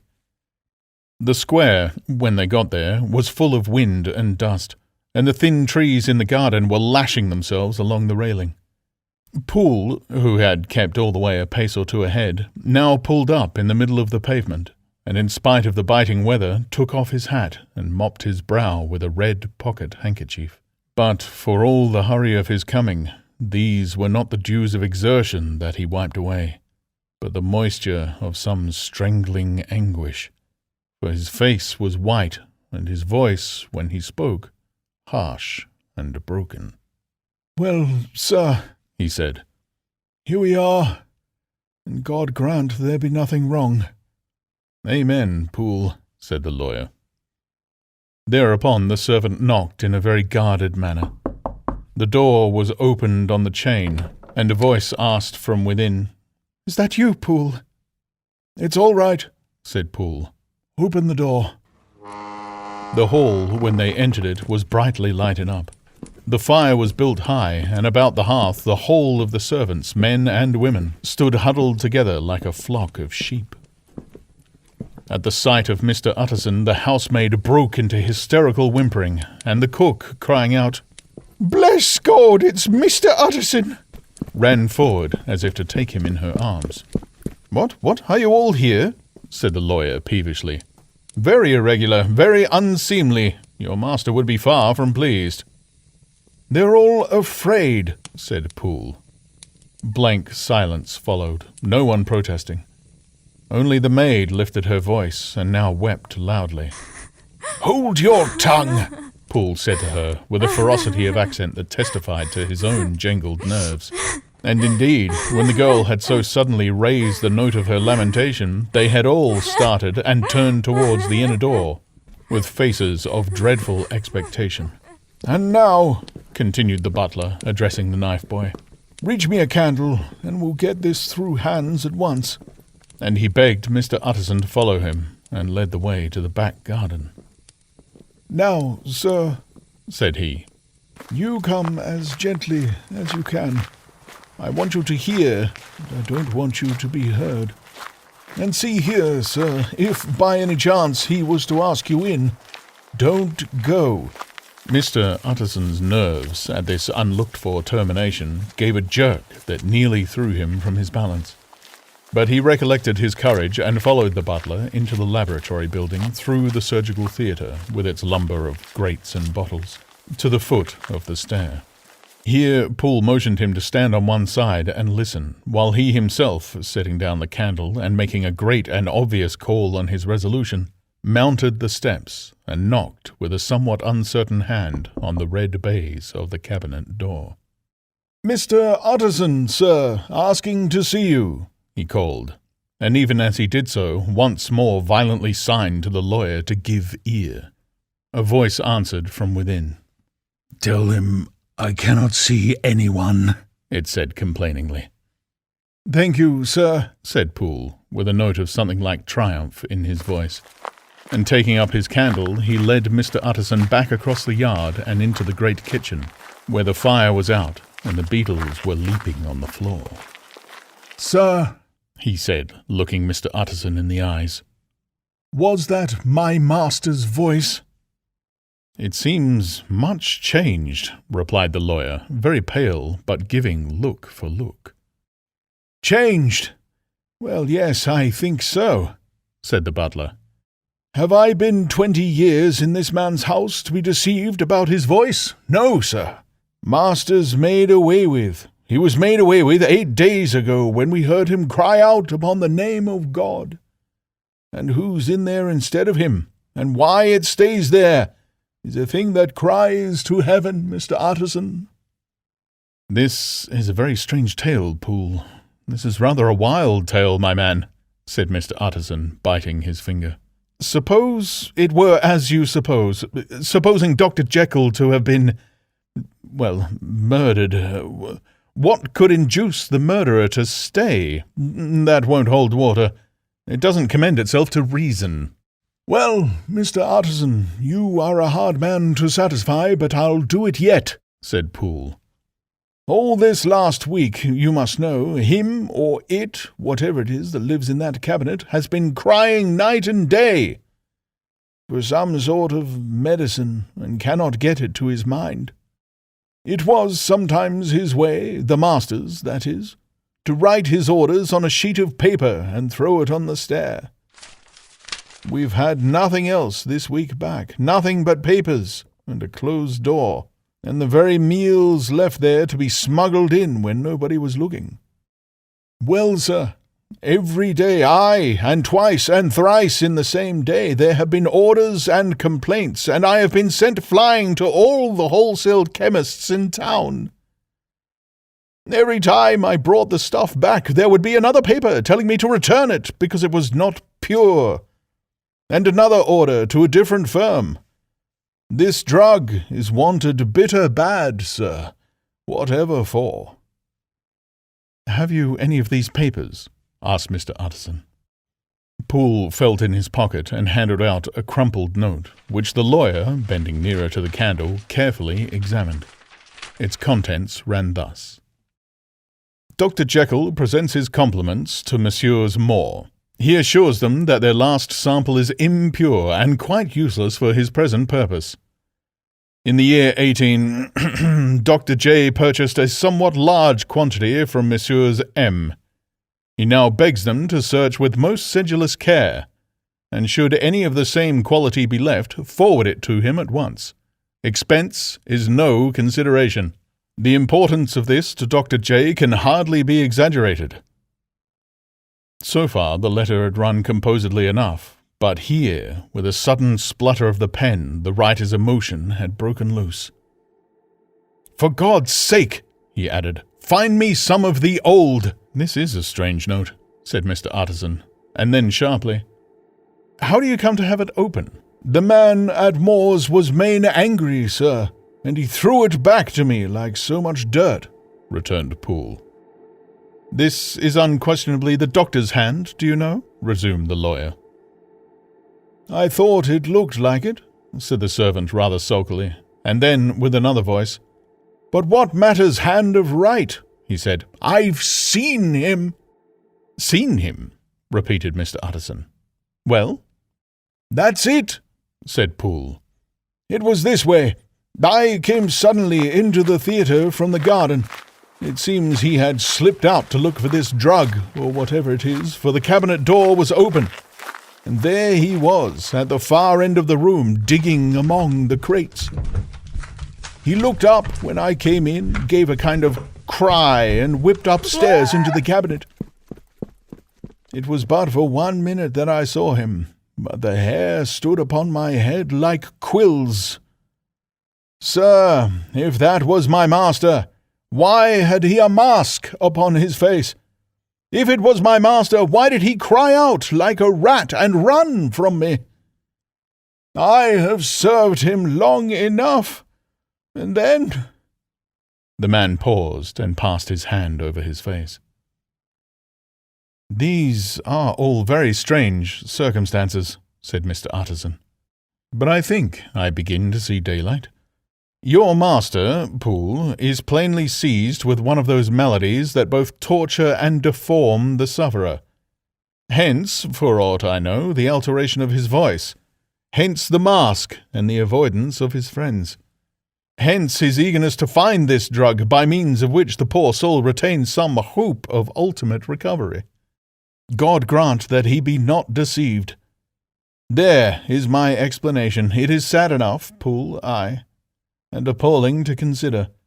But it is plain and natural, hangs well together, and delivers us from all exorbitant alarms." "Sir," said the butler, turning to a sort of mottled pallor, "that thing was not my master, and there's the truth. My master—" Here he looked round him and began to whisper, "is a tall, fine build of a man, and this was more of a dwarf." Utterson attempted to protest. "Oh, sir," cried Poole, "do you think I do not know my master after 20 years? Do you think I do not know where his head comes to in the cabinet door, where I saw him every morning of my life? No, sir, that thing in the mask was never Dr. Jekyll. God knows what it was, but it was never Dr. Jekyll. And it is the belief of my heart that there was murder done." "Poole," replied the lawyer, "if you say that, it will become my duty to make certain. Much as I desire to spare your master's feelings, much as I am puzzled by this note, which seems to prove him to be still alive, I shall consider it my duty to break in that door." "Ah, Mr. Utterson, that's talking!" cried the butler. "And now comes the second question," resumed Utterson.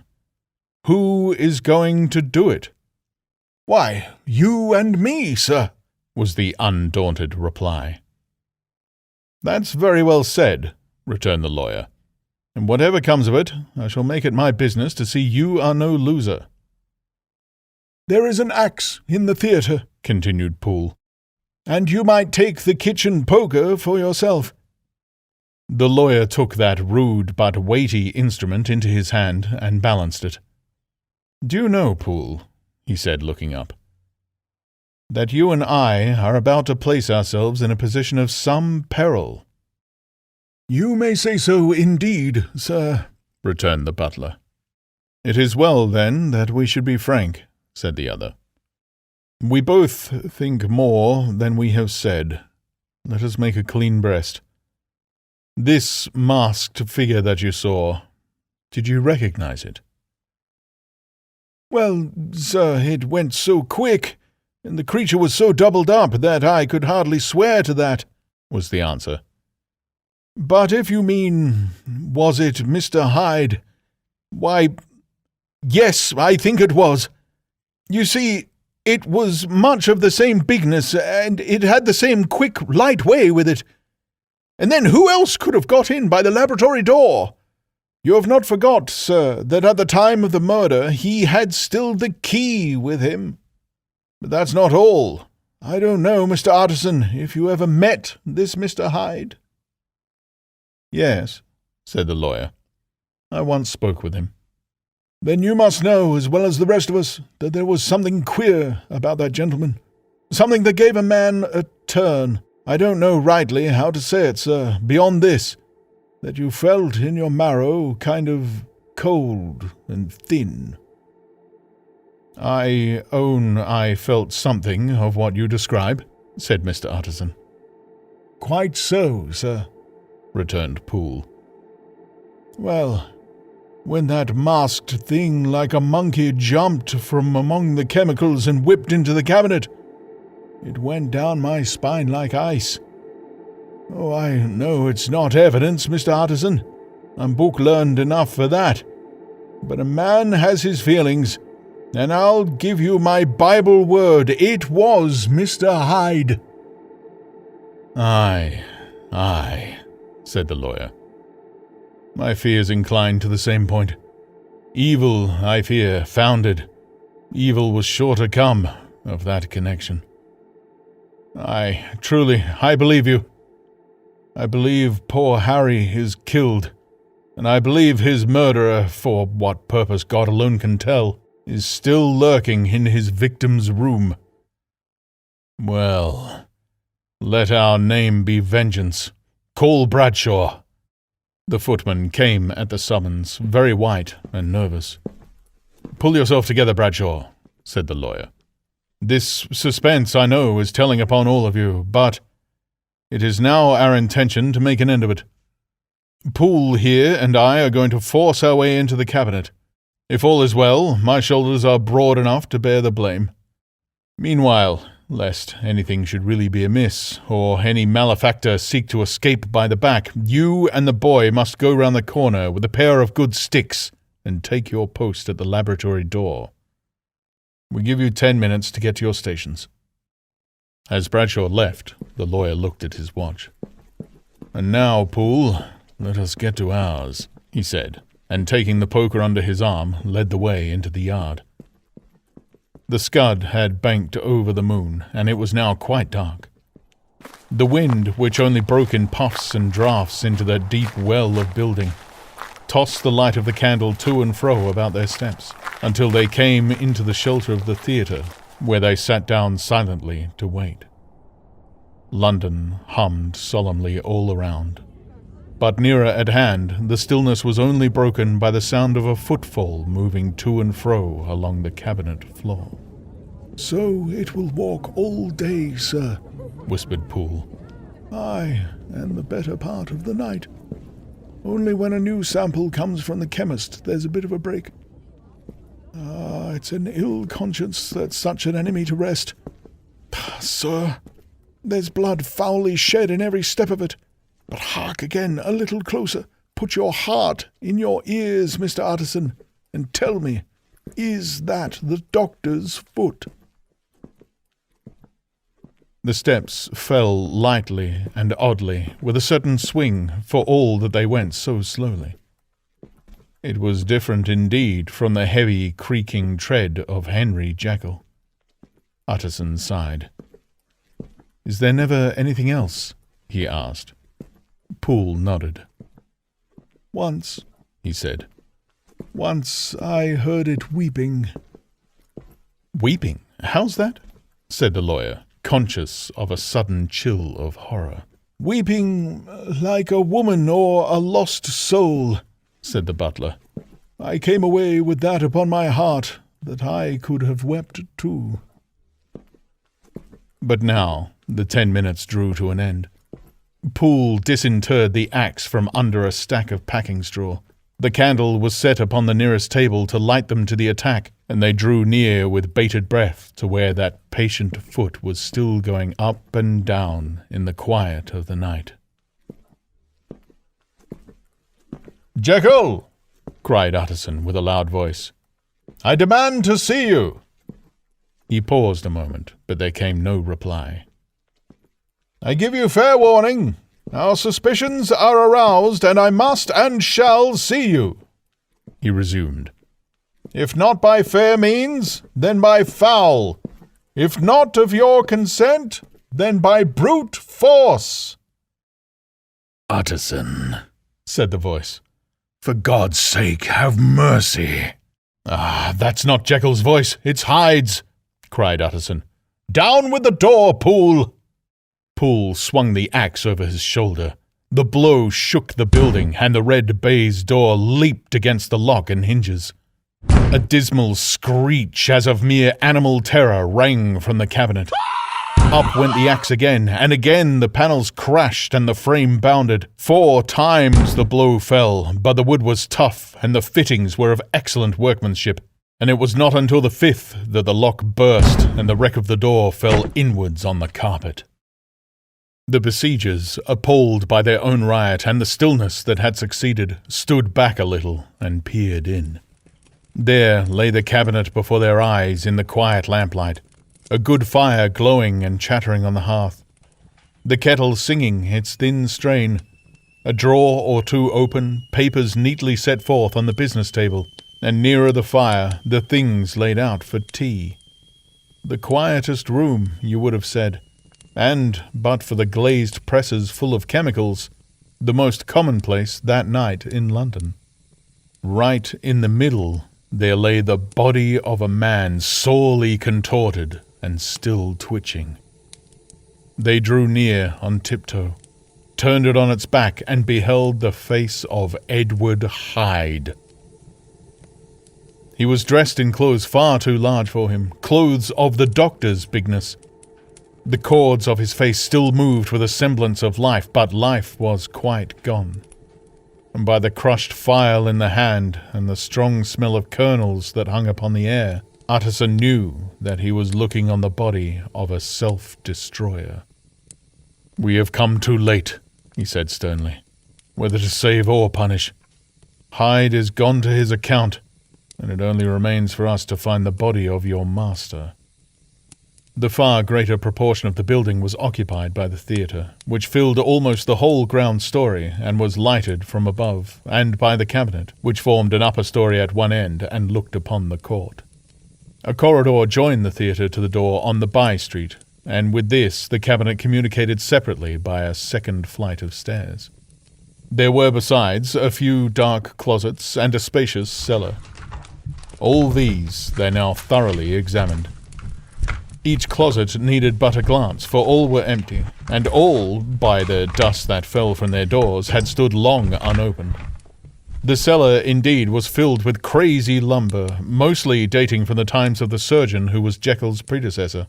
But even as they opened the door, they were advertised of the uselessness of further search by the fall of a perfect mat of cobweb which had for years sealed up the entrance. Nowhere was there any trace of Henry Jekyll, dead or alive. Poole stamped on the flags of the corridor. "He must be buried here," he said, hearkening to the sound. "Or he may have fled," said Utterson, and he turned to examine the door in the by-street. It was locked, and lying nearby on the flags they found the key, already stained with rust. "This does not look like use," observed the lawyer. "Use!" echoed Poole. "Do you not see, sir, it is broken, much as if a man had stamped on it." "Aye," continued Utterson, "and the fractures, too, are rusty." The two men looked at each other with a scare. "This is beyond me, Poole," said the lawyer. "Let us go back to the cabinet." They mounted the stair in silence, and still with an occasional awe-struck glance at the dead body, proceeded more thoroughly to examine the contents of the cabinet. At one table there were traces of chemical work, various measured heaps of some white salt being laid on glass saucers, as though for an experiment in which the unhappy man had been prevented.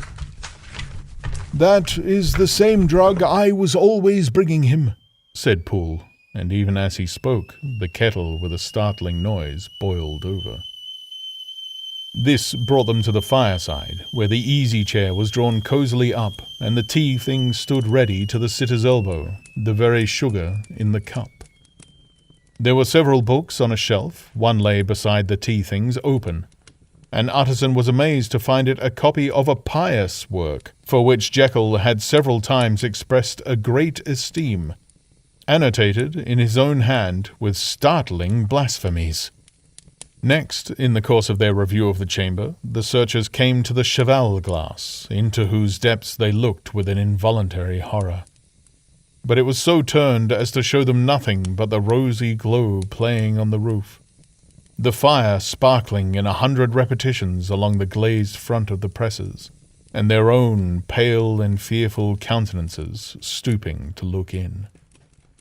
"This glass has seen some strange things, sir," whispered Poole. "And surely none stranger than itself," echoed the lawyer in the same tones. "For what did Jekyll—" He caught himself up at the word with a start, and then conquering the weakness. "What could Jekyll want with it?" he said. "You may say that," said Poole. Next, they turned to the business table. On the desk, among the neat array of papers, a large envelope was uppermost, and bore, in the doctor's hand, the name of Mr. Utterson. The lawyer unsealed it, and several enclosures fell to the floor. The first was a will, drawn in the same eccentric terms as the one which he had returned 6 months before, to serve as a testament in case of death, and as a deed of gift in case of disappearance, but in place of the name of Edward Hyde, the lawyer, with indescribable amazement, read the name of Gabriel John Utterson. He looked at Poole, and then back at the paper, and last of all at the dead malefactor stretched upon the carpet.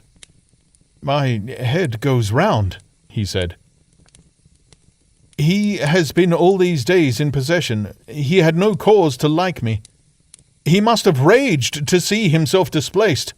And he has not destroyed this document." He caught up the next paper. It was a brief note in the doctor's hand, and dated at the top. "Oh, Poole!"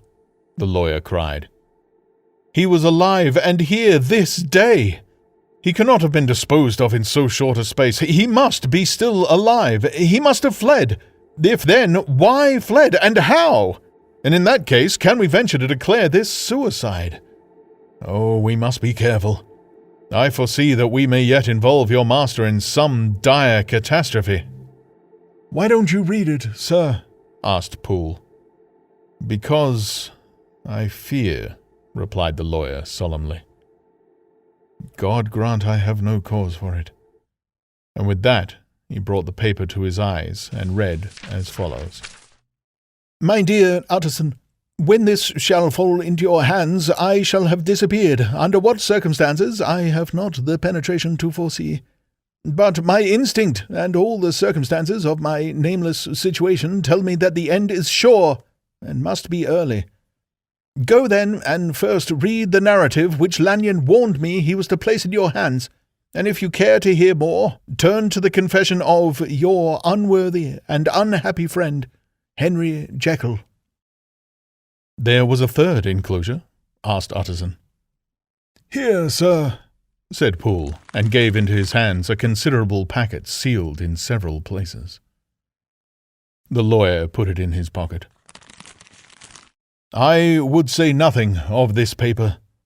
If your master has fled or is dead, we may at least save his credit. It is now 10. I must go home and read these documents in quiet, but I shall be back before midnight, when we shall send for the police." They went out, locking the door of the theatre behind them, and Utterson, once more leaving the servants gathered about the fire in the hall, trudged back to his office to read the 2 narratives in which this mystery was now to be explained.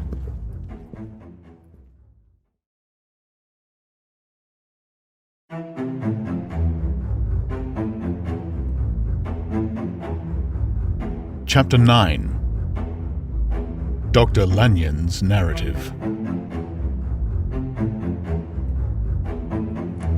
On the 9th of January, now 4 days ago, I received by the evening delivery a registered envelope, addressed in the hand of my colleague and old school companion, Henry Jekyll. I was a good deal surprised by this, for we were by no means in the habit of correspondence. I had seen the man, dined with him, indeed, the night before, and I could imagine nothing in our intercourse that should justify formality of registration. The contents increased my wonder, for this is how the letter ran. 10th of December, 18... Dear Lanyon, you are one of my oldest friends, and although we may have differed at times on scientific questions, I cannot remember, at least on my side, any break in our affection. There was never a day when, if you had said to me, "Jekyll, my life, my honour, my reason depend on you," I would not have sacrificed my left hand to help you. Lanyon, my life, my honour, my reason are all at your mercy. If you fail me tonight, I am lost. You might suppose, after this preface, that I am going to ask you for something dishonourable to grant. Judge for yourself. I want you to postpone all other engagements for tonight. Aye, even if you were summoned to the bedside of an emperor, to take a cab, unless your carriage should be actually at the door, and with this letter in your hand for consultation, to drive straight to my house. Poole, my butler, has his orders. You will find him waiting your arrival with a locksmith. The door on my cabinet is then to be forced, and you are to go in alone to open the glazed press, letter E on the left hand, breaking the lock if it be shut, and to draw out, with all its contents as they stand, the fourth drawer from the top, or, which is the same thing, the third from the bottom. In my extreme distress of mind, I have a morbid fear of misdirecting you, but even if I am in error, you may know the right drawer by its contents.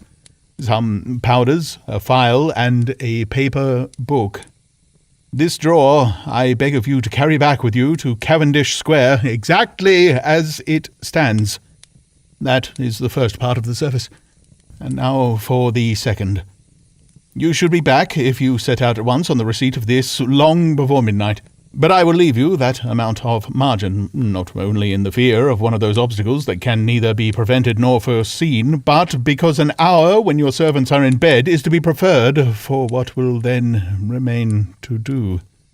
At midnight, then, I have to ask you to be alone in your consulting room, to admit with your own hand into the house a man who will present himself in my name, and to place in his hands the drawer that you will have brought with you from my cabinet.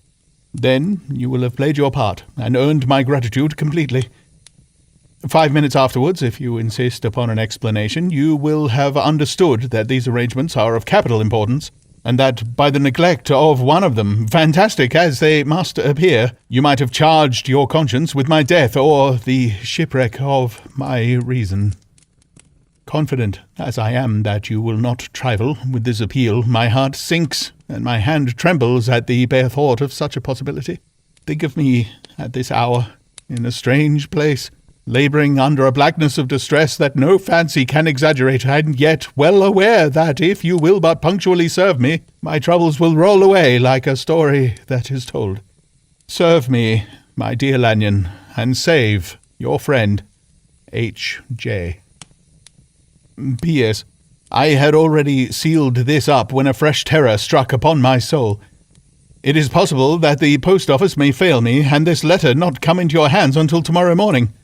In that case, dear Lanyon, do my errand when it shall be most convenient for you in the course of the day. And once more, expect my messenger at midnight.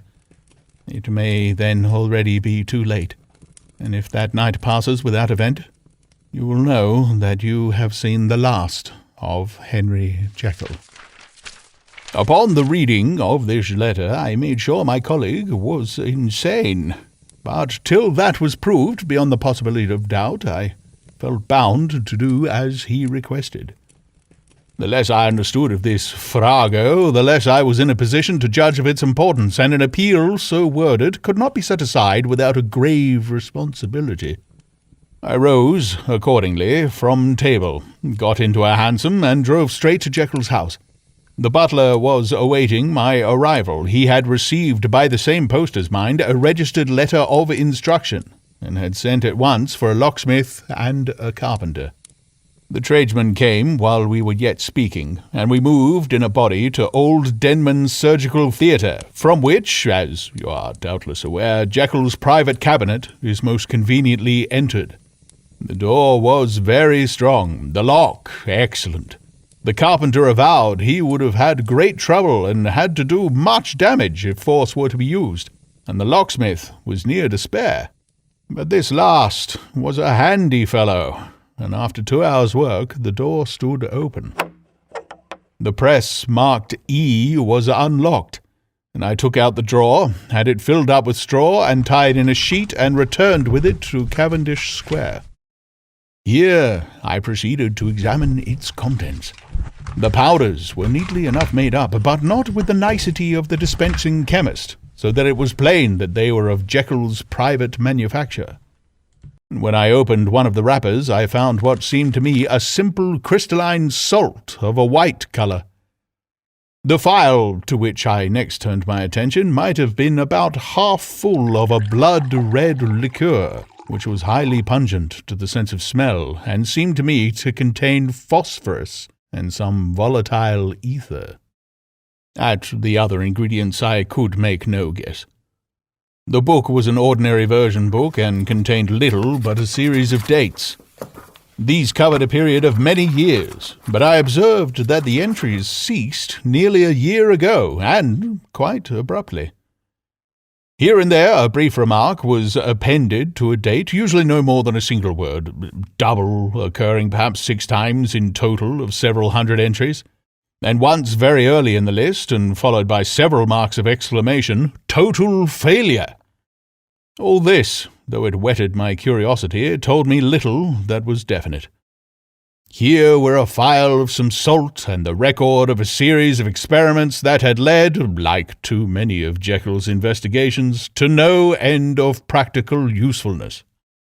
How could the presence of these articles in my house affect either the honour, the sanity, or the life of my flighty colleague? If his messenger could go to one place, why could he not go to another? And even granting some impediment, why was this gentleman to be received by me in secret? The more I reflected, the more convinced I grew that I was dealing with a case of cerebral disease. And though I dismissed my servants to bed, I loaded an old revolver that I might be found in some posture of self-defence. 12 o'clock had scarce rung over London ere the knocker sounded very gently on the door. I went myself at the summons, and found a small man crouching against the pillars of the portico. "Are you come from Dr. Jekyll?" I asked. He told me yes by a constrained gesture, and when I had bidden him enter, he did not obey me without a searching backward glance into the darkness of the square. There was a policeman not far off, advancing with his bull's eye open, and at the sight I thought my visitor started, and made greater haste. These particulars struck me, I confess, disagreeably, and as I followed him into the bright light of the consulting room, I kept my hand ready on my weapon. Here, at last, I had a chance of clearly seeing him. I had never set eyes on him before, so much was certain. He was small, as I have said. I was struck besides with the shocking expression of his face, which his remarkable combination of great muscular activity and great apparent debility of constitution, and, last but not least, with the odd subjective disturbance caused by his neighbourhood. This bore some resemblance to incipient rigour, and was accompanied by a marked sinking of the pulse. At the time, I set it down to some idiosyncratic personal distaste, and merely wondered at the acuteness of the symptoms, but I have since had reason to believe the cause to lie much deeper in the nature of man, and to turn on some nobler hinge than the principle of hatred. This person, who had thus from the first moment of his entrance struck me in what I can only describe as a disgustful curiosity, was dressed in a fashion that would have made an ordinary person laughable. His clothes, that is to say, although they were of rich and sober fabric, were enormously too large for him in every measurement, the trousers hanging on his legs and rolled up to keep them from the ground, the waist of the coat below his haunches, and the collar sprawling wide upon his shoulders. Strange to relate, this ludicrous accoutrement was far from moving me to laughter. Rather, as there was something abnormal and misbegotten in the very essence of the creature that now faced me, something seizing, surprising, and revolting. This fresh disparity seemed but to fit in with and to reinforce it, so that to my interest in the man's nature and character there was added a curiosity as to his origin, his life, his fortune, and status in the world. These observations, though they have taken so great a space to be set down in, were yet the work of a few seconds. My visitor was indeed on fire with sombre excitement. "Have you got it?" he cried. "Have you got it?"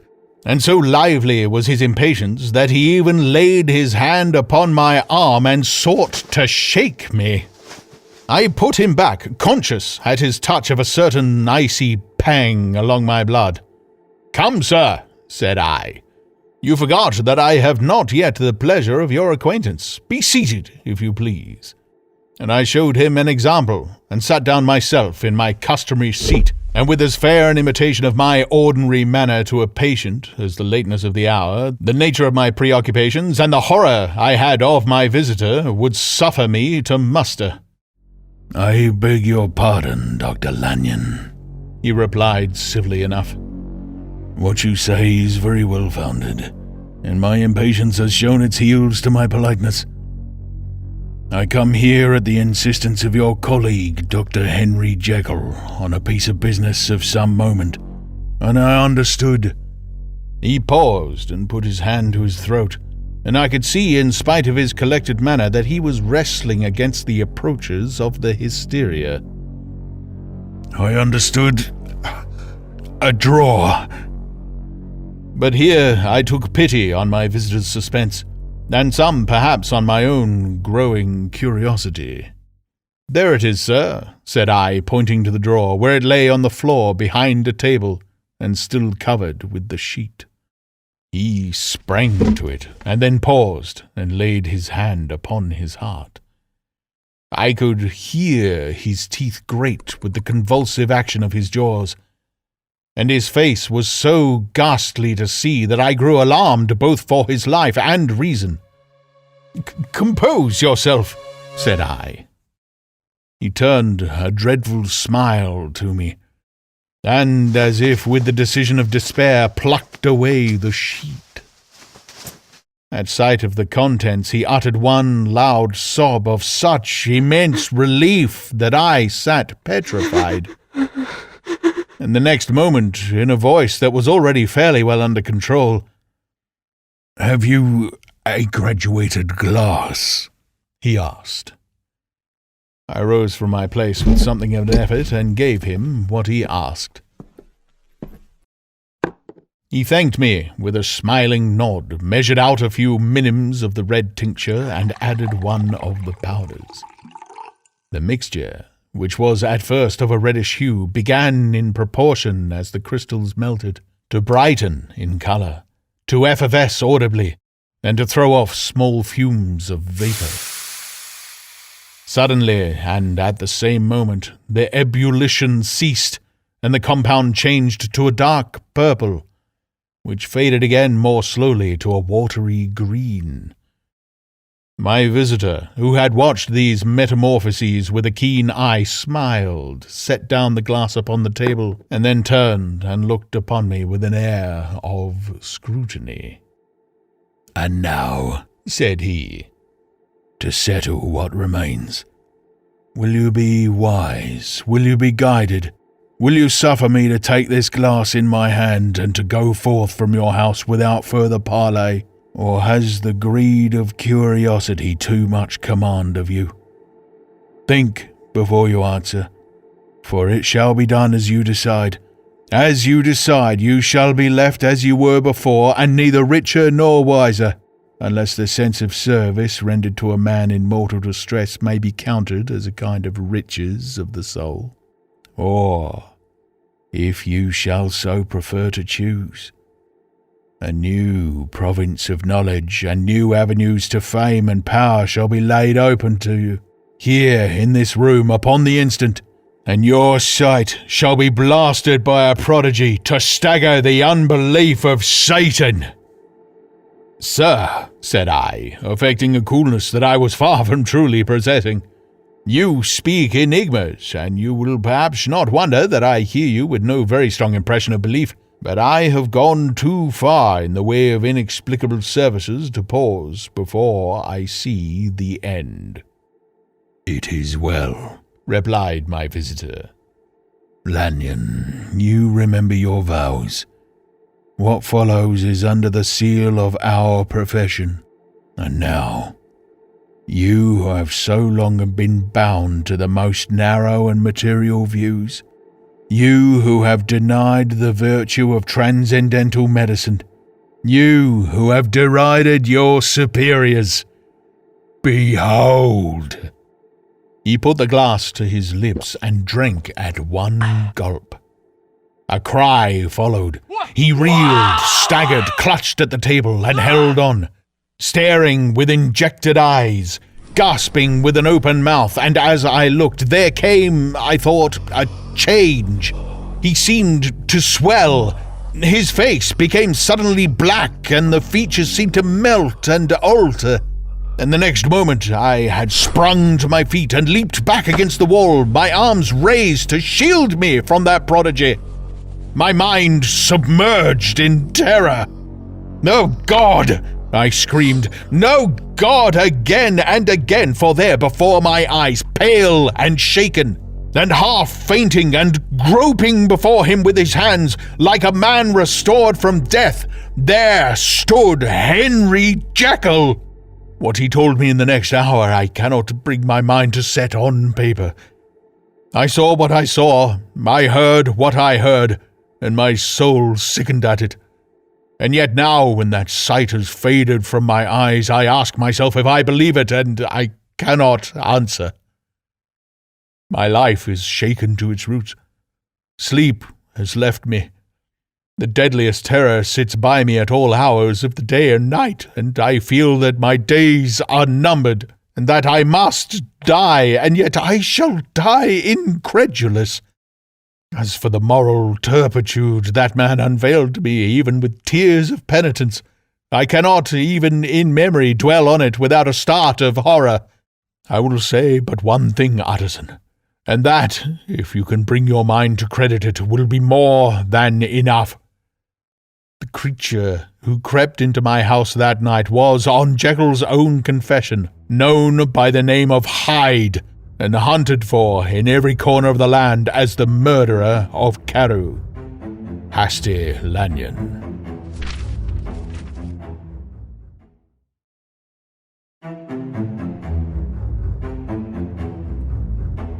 Chapter 10. Henry Jekyll's full statement of the case. I was born in the year 18 to a large fortune, endowed besides with excellent parts, inclined by nature to industry, fond of the respect of the wise and good among my fellow men, and thus, as might have been supposed, with every guarantee of an honourable and distinguished future. And indeed the worst of my faults was a certain impatient gaiety of disposition, such as has made the happiness of many, but such as I found it hard to reconcile with my imperious desire to carry my head high, and wear a more than commonly grave countenance before the public. Hence it came about that I concealed my pleasures, and that when I reached years of reflection and began to look round me and take stock of my progress and position in the world, I stood already committed to a profound duplicity of me. Many a man would have even blazoned such irregularities as I was guilty of, but from the high views that I had set before me, I regarded and hid them with an almost morbid sense of shame. It was thus, rather, the exacting nature of my aspirations than any particular degradation in my faults that made me what I was, and with even a deeper trench than in the majority of men. Severed in me those provinces of good and ill which divide and compound man's dual nature. In this case, I was driven to reflect deeply and inveterately on that hard law of life which lies at the root of religion and is one of the most plentiful springs of distress. Though so profound a double-dealer, I was in no sense a hypocrite. Both sides of me were in dead earnest. I was no more myself when I laid aside restraint and plunged in shame than when I laboured in the eye of the day at the furtherance of knowledge, or the relief of sorrow and suffering. And it chanced that the direction of my scientific studies, which led wholly towards the mystic and the transcendental, reacted and shed a strong light on this consciousness of the perennial war among my members. With every day, and from both sides of my intelligence, the moral and the intellectual, I thus drew steadily nearer to that truth by which partial discovery I had been doomed to such a dreadful shipwreck, that man is not truly one, but truly two. I say two because the state of my own knowledge does not pass beyond that point.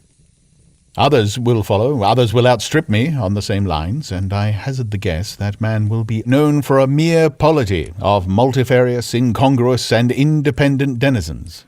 I, for my part, from the nature of my life, advanced infallibly in one direction, and in one direction only.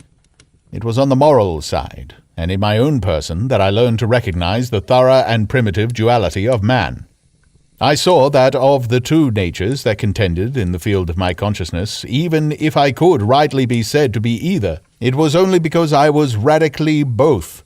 And from an early date, even before the course of my scientific discoveries had begun to suggest the most naked possibility of such a miracle, I had learned to dwell with pleasure, as a beloved daydream, on the thought of the separation of these elements. If each, I told myself, could be housed in separate identities, life would be relieved of all that was unbearable. The unjust might go his way, delivered from the aspirations and remorse of his more upright twin, and the just could walk steadfastly and securely on his upward path, doing the good things in which he found his pleasure, and no longer exposed to disgrace and penitence by the hands of this extraneous evil. It was the curse of mankind that these incongruous faggots were thus bound together, that in the agonized womb of consciousness these polar twins should be continuously struggling. How, then, were they dissociated? I was so far in my reflections when, as I have said, a side light began to shine upon the subject from the laboratory table. I began to perceive more deeply than it has ever yet been stated the trembling immateriality, the mist-like transience of this seemingly so solid body in which we walk attired. Certain agents I found to have the power to shake and pluck back that fleshly vestment, even as a wind might toss the curtains of a pavilion. For two good reasons, I will not enter deeply into this scientific branch of my confession. First, because I have been made to learn that the doom and burthen of our life is bound forever on man's shoulders, and when the attempt is made to cast it off, it but returns upon us with more unfamiliar and more awful pressure. Second, because, as my narrative will make, alas, too evident, my discoveries were incomplete. Enough, then, that I not only recognize my natural body from the mere aura and effulgence of certain of the powers that made up my spirit, but managed to compound a drug by which these powers should be dethroned from their supremacy, and a second form and countenance substituted, none the less natural to me because they were the expression and bore the stamp of lower elements in my soul. I hesitated long before I put this theory to the test of practice. I knew well that I risked death, for any drug that so potently controlled and shook the very fortress of identity might, by the least scruple of an overdose, or at the least importunity in the moment of exhibition, utterly blot out that immaterial tabernacle which I looked to it to change. But the temptation of a discovery so singular and profound at last overcame the suggestions of alarm. I had long since prepared my tincture. I purchased at once from a firm of wholesale chemists a large quantity of a particular salt, which I knew, from my experiments, to be the last ingredient required. And late one accursed night I compounded the elements, watched them boil and smoke together in the glass, and when the ebullition had subsided, with a strong glow of courage, drank off the potion. The most racking pains succeeded, a grinding in the bones, deadly nausea, and a horror of the spirit that cannot be exceeded at the hour of birth or death. Then these agonies began swiftly to subside, and I came to myself as if out of a great sickness. There was something strange in my sensations, something indescribably new, and, from its very novelty, incredibly sweet. I felt younger, lighter, happier in body. Within, I was conscious of a heady recklessness, a current of disordered sensual images running like a mill race in my fancy, a solution of the bonds of obligation, an unknown but not an innocent freedom of the soul. I knew myself at the first breath of this new life to be more wicked, tenfold more wicked, sold a slave to my original evil, and the thought in that moment braced and delighted me like wine. I stretched out my hands, exulting in the freshness of these sensations, and in the act, I was suddenly aware that I had lost my stature. There was no mirror at that date in my room. That which stands beside me as I write, I brought there later on for the very purpose of these transformations. The night, however, was far gone into the morning. The morning, black as it was nearly ripe for the conception of the day. The inmates of my house were locked in the most rigorous hours of slumber, and I determined, flushed as I was with hope and triumph, to venture in my new shape as far as to my bedroom. I crossed the yard, wherein the constellations looked down upon me. I could have thought with wonder the first creature of that sort of their unsleeping vigilance had yet disclosed to them. I stole through the corridors, a stranger in my own house. In coming to my room, I saw for the first time the appearance of Edward Hyde. I must here speak by theory alone, saying not that which I know, but that which I suppose to be most probable. The evil side of my nature, to which I had now transferred the stamping efficacy, was less robust and less developed than the good which I had just deposed. Again, in the course of my life, which had been, after all, 9/10 a life of effort, virtue, and control, it had been much less exercised and much less exhausted. And hence, as I think it came about, that Edward Hyde was so much smaller, slighter, and younger than Henry Jekyll. Even as good shone upon the countenance of the one, evil was written broadly and plainly on the face of the other. Evil, besides, which I must still believe to be the lethal side of man, had left on that body an imprint of deformity and decay. And yet, when I looked upon that ugly idol in the glass, I was conscious of no repugnance, rather of a leap of welcome. This, too, was myself. It seemed natural and human. In my eyes it bore a livelier image of the spirit. It seemed more express and single than the imperfect and divided countenance I had been hitherto accustomed to call mine. And insofar I was doubtlessly right. I have observed that when I wore the semblance of Edward Hyde, none could come near me at first without a visible misgiving of the flesh.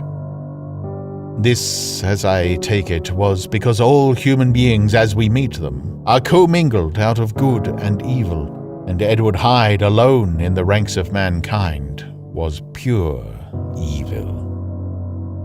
I lingered but a moment at the mirror. The second and conclusive experiment had yet to be attempted. It yet remained to be seen if I had lost my identity beyond redemption, and must flee before daylight from a house that was no longer mine. And hurrying back to my cabinet, I once more prepared and drank the cup. Once more suffered the pangs of dissolution, and came to myself once more with the character, the stature, and the face of Henry Jekyll. That night I had come to the fatal crossroads. Had I approached my discovery in a more noble spirit, had I risked the experiment while under the empire of generous or pious aspirations, all must have been otherwise. And from these agonies of death and birth I had come forth an angel instead of a fiend. The drug had no discriminating action. It was neither diabolical nor divine. It but shook the doors of the prison house of my disposition, and like the captives of Philippi, that which stood within ran forth. At that time my virtue slumbered. My evil, kept awake by ambition, was alert and swift to seize the occasion, and the thing that was projected was Edward Hyde. Hence, although I had now two characters as well as two appearances, one was wholly evil, and the other was still the old Henry Jekyll, that incongruous compound of whose reformation and improvement I had already learned to despair. The movement was thus wholly toward the worst. Even at that time I had not conquered my aversions to the dryness of a life of study. I would still be merrily disposed at times, and as my pleasures were, to say the least, undignified, and I was not only well known and highly considered, but growing towards the elderly man, this incoherency of my life was daily growing more unwelcome. It was on this side that my new power tempted me until I fell in slavery. I had but to drink the cup, to doff at once the body of the noted professor, and to assume like a thick cloak that of Edward Hyde. I smiled at the notion. It seemed to me at the time to be humorous, and I made my preparations with the most studious care. I took and furnished the house in Soho, to which Hyde was tracked by the police, and engaged as a housekeeper a creature whom I knew well to be silent and unscrupulous. On the other side, I announced to my servants that a Mr. Hyde, whom I described, was to have full liberty and power about my house in the square, and, to parry mishaps, I even called and made myself a familiar object in my second character. I next drew up that will to which you so much objected, so that if anything befell me in the person of Dr. Jekyll, I could enter on that of Edward Hyde without pecuniary loss. And thus fortified, as I supposed on every side, I began to profit by the strange immunities of my position. Men have before hired bravos to transact their crimes, while their own person and reputations sat under shelter. I was the first that ever did so for his pleasures. I was the first that could plod in the public eye with a load of genial respectability, and in a moment, like a schoolboy, strip off these lendings and spring headlong into the sea of liberty. But for me, in my impenetrable mantle, the safety was complete. Think of it. I did not even exist. Let me but escape into my laboratory door, give me but a second or two to mix and swallow the draught that I had always standing ready, and whatever he had done, Edward Hyde would pass away like the stain of breath upon a mirror. And there in his stead, quietly at home, trimming the midnight lamp in his study, a man who could afford to laugh at suspicion would be Henry Jekyll. The pleasures which I made haste to seek in my disguise were, as I have said, undignified. I would scarce use a harder term. but in the hands of Edward Hyde they soon began to turn towards the monstrous. When I would come back from these excursions, I was often plunged into a kind of wonder at my vicarious depravity. This familiar that I called out of my own soul and sent forth alone to do his good pleasure was a being inherently malign and villainous. His every act and thought centered on self, drinking pleasure with bestial avidity, from any degree of torture to another, relentless like a man of stone. Henry Jekyll stood at times aghast before the acts of Edward Hyde, but the situation was apart from ordinary laws, and insidiously relaxed the grasp of conscience. It was Hyde, after all, and Hyde alone, that was guilty. Jekyll was no worse. He woke again to his good qualities, seemingly unimpaired.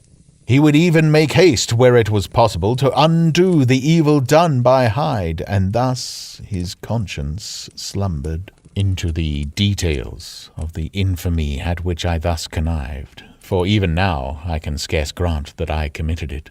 I have no design of entering. I mean but to point out the warnings and the successive steps with which my chastisement approached. I met with one accident, which, as it brought on no consequence, I shall no more than mention. An act of cruelty to a child aroused against me the anger of a passer-by, whom I recognized the other day in the person of your kinsman. The doctor and the child's family joined him. There were moments when I feared for my life, and at last, in order to pacify their too just resentment, Edward Hyde had to bring them to the door and pay them in a cheque drawn in the name of Henry Jekyll. But this danger was easily eliminated from the future by opening an account at another bank in the name of Edward Hyde himself. And when, by sloping my own hand backward, I had supplied my double with a signature, I thought I sat beyond the reach of fate. Some 2 months before the murder of Sir Danvers, I had been out for one of my adventures, had returned at a late hour, and woke the next day in bed with somewhat odd sensations. It was in vain I looked about me. In vain I saw the decent furniture and tall proportions of my room in the square. In vain that I recognized the pattern of the bed curtains and the design of the mahogany frame. Something still kept insisting that I was not where I was, that I had not wakened where I seemed to be, but in the little room in Soho, where I was accustomed to sleep in the body of Edward Hyde. I smiled to myself, and in my psychological way began lazily to inquire into the elements of this illusion, occasionally, even as I did so, dropping back into a comfortable morning doze. I was still so engaged when, in one of my more wakeful moments, my eyes fell upon my hand.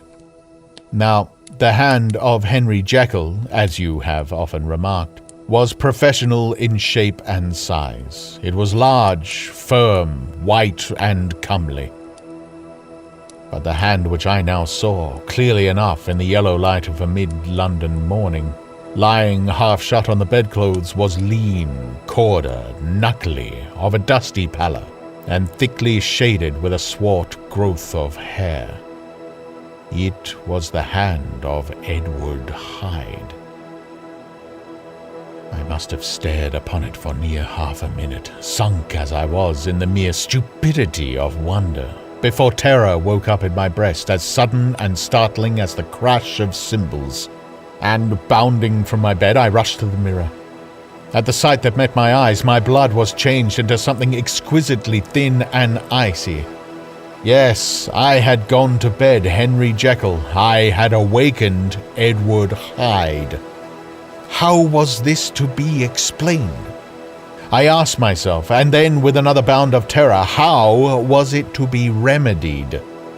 It was well on in the morning. The servants were up, all my drugs were in the cabinet, a long journey down 2 pairs of stairs, through the back passage, across the open court, and through the anatomical theatre, from where I was then standing horror-struck. It might indeed be possible to cover my face, but what use was that when I was unable to conceal the alteration in my stature?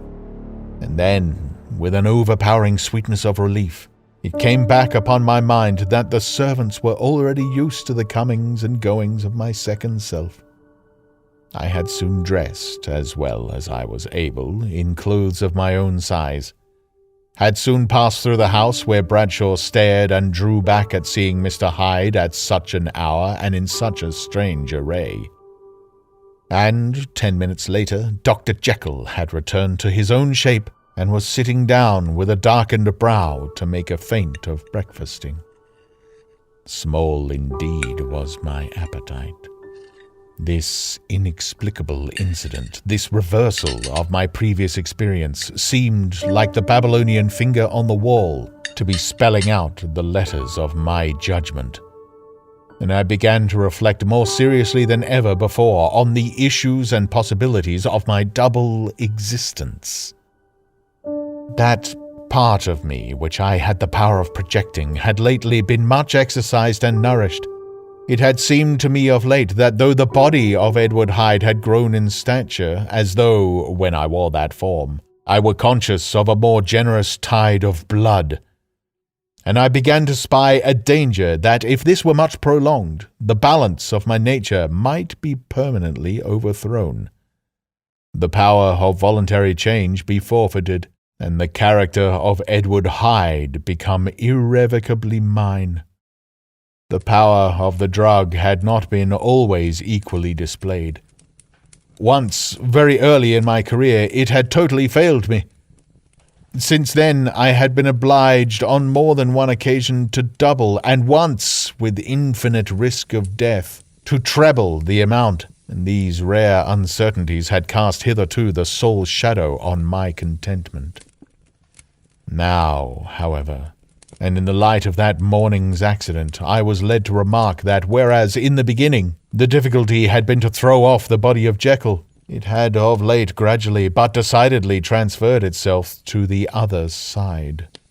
All things therefore seemed to point to this, that I was slowly losing hold of my original and better self, and becoming slowly incorporated with my second and worse. Between these two, I now felt I had to choose. My two natures had memory in common, but all other facilities were most unequally shared between them. Jekyll, who was composite, now with the most sensitive apprehensions, now with a greedy gusto, projected and shared in the pleasures and adventures of Hyde. But Hyde was indifferent to Jekyll, or but remembered him as the mountain bandit remembers the cavern in which he conceals himself from pursuit. Jekyll had more than a father's interest. Hyde had more than a son's indifference. To cast in my lot with Jekyll was to die to those appetites which I had long secretly indulged and had of late begun to pamper. To cast it in with Hyde was to die to 1,000 interests and aspirations, and to become, at a blow and forever, despised and friendless. The bargain might appear unequal, but there was still another consideration in the scales. For while Jekyll would suffer smartingly in the fires of abstinence, Hyde would be not even conscious of all that he had lost.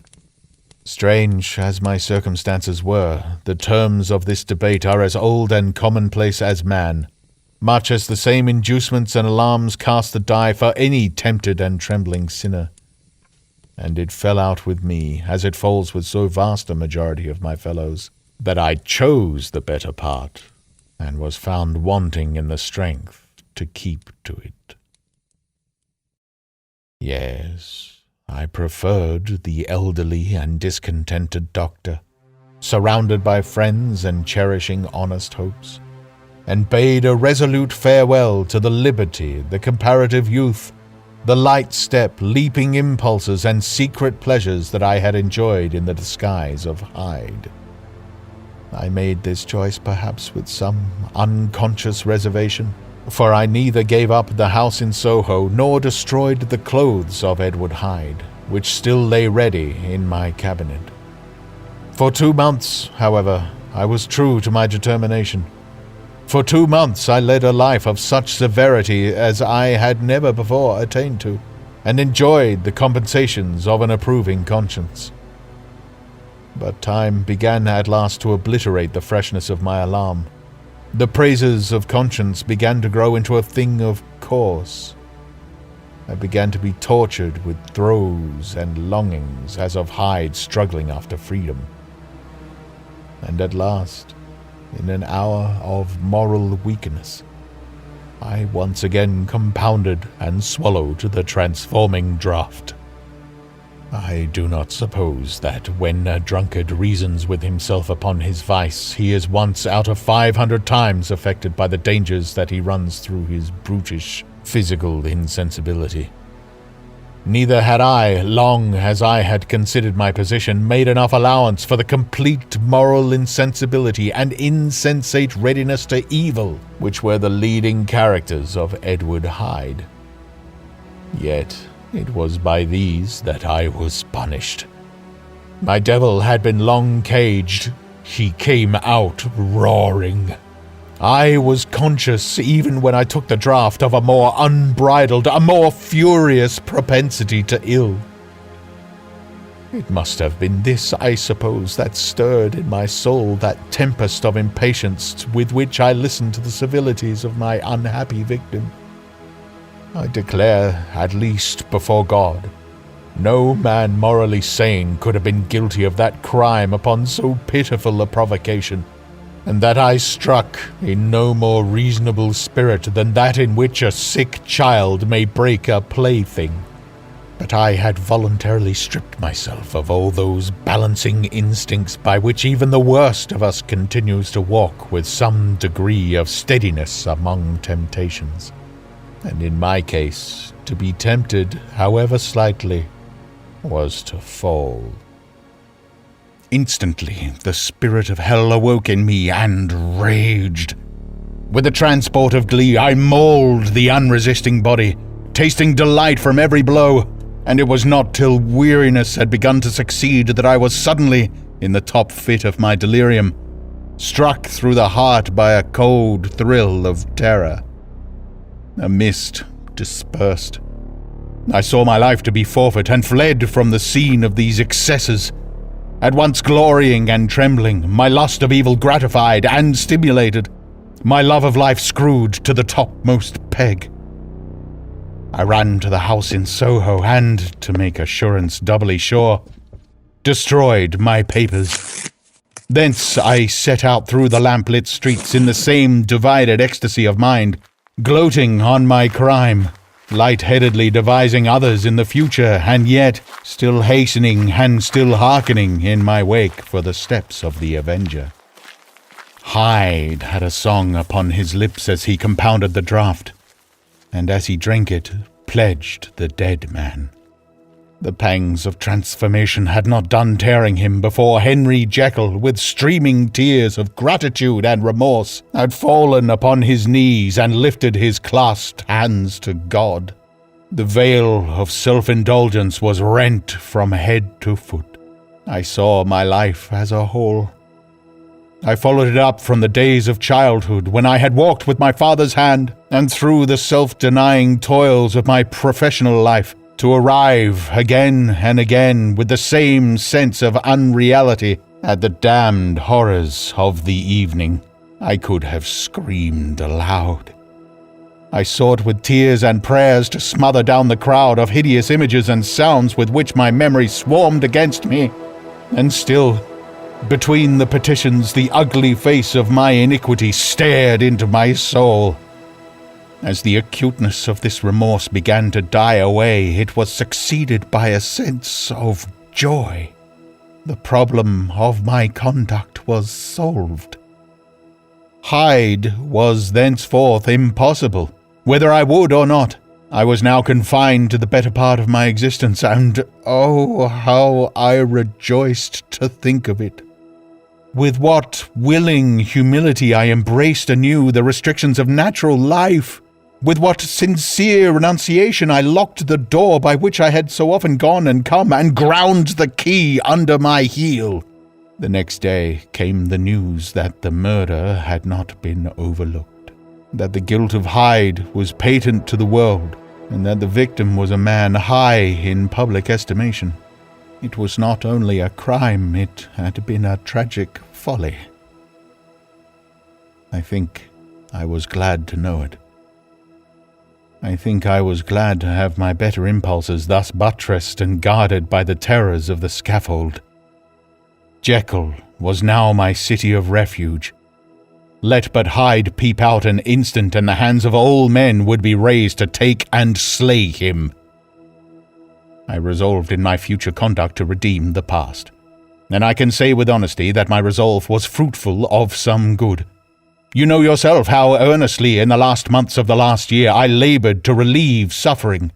You know that much was done for others, and that the days passed quietly, almost happily for myself. Nor can I truly say that I wearied of this beneficent and innocent life. I think instead that I daily enjoyed it more completely, but I was still cursed with my duality of purpose.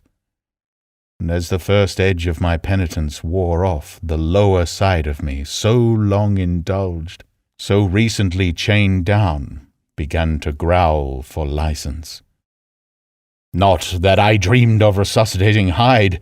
The bare idea of that would startle me to frenzy. No, it was in my own person that I was once more tempted to trifle with my conscience.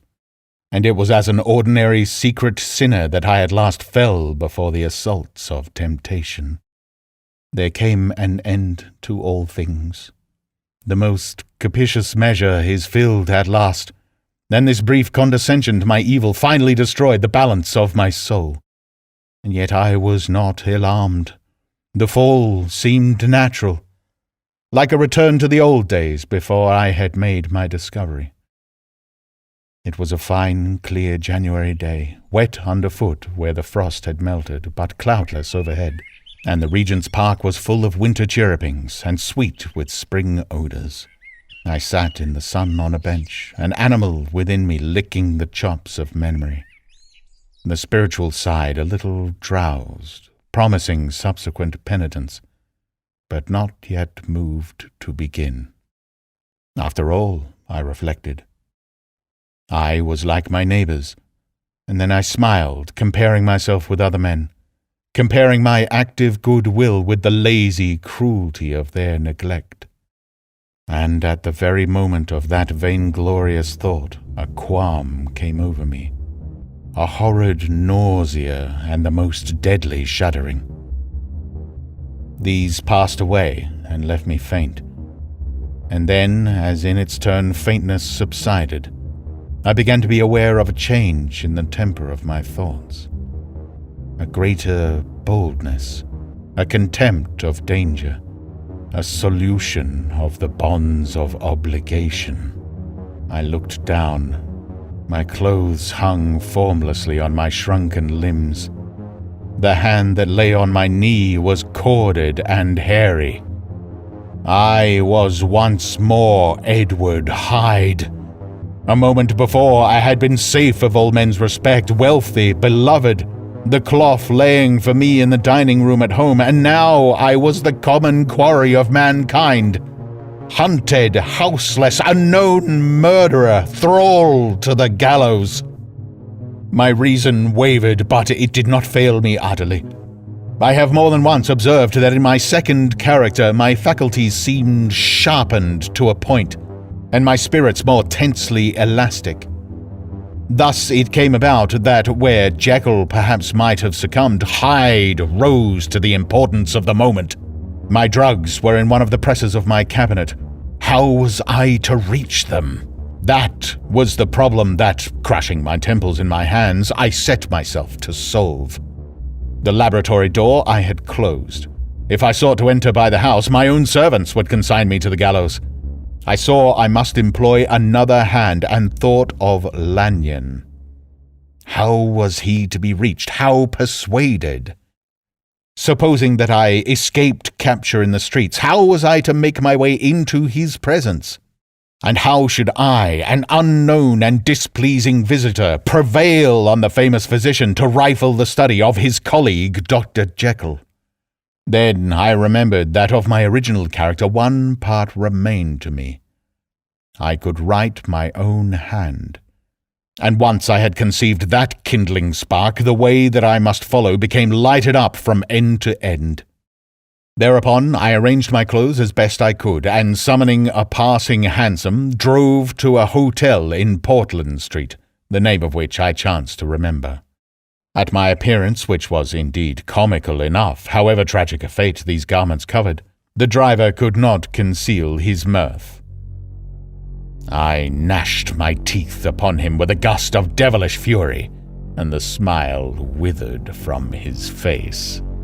Happily for him, yet more happily for myself. For in another instant I had certainly dragged him from his perch. At the inn, as I entered, I looked about me with so black a countenance as made the attendants tremble. Not a look did they exchange in my presence, but obsequiously took my orders, led me to a private room, and brought me wherewithal to write. Hyde, in danger of his life, was a creature new to me, shaken with inordinate anger, strung to the pitch of murder, lusting to inflict pain. Yet the creature was astute, mastered his fury with a great effort of the will, composed his 2 important letters, one to Lanyon and one to Poole, and, that he might receive actual evidence of their being posted, sent them out with directions that they should be registered. Thenceforward he sat all day over the fire in the private rooms, gnawing his nails. Then he dined, sitting alone with his fears, the waiter visibly quailing before his eyes. And thence, when the night was fully come, he set forth in the corner of a closed cab, and was driven to and fro about the streets of the city. I cannot say I. That child of hell had nothing human. Nothing lived in him but fear and hatred. And when, at last, thinking the driver had begun to grow suspicious, he discharged the cab and ventured on foot, attired in his misfitting clothes, an object marked out for observation, into the midst of the nocturnal passengers, these 2 base passions raged within him like a tempest. He walked fast, hunted by his fears, chattering to himself, skulking through the less frequented thoroughfares, counting the minutes that still divided him from midnight. Once a woman spoke to him, offering, I think, a box of lights. He smote her in the face, and she fled.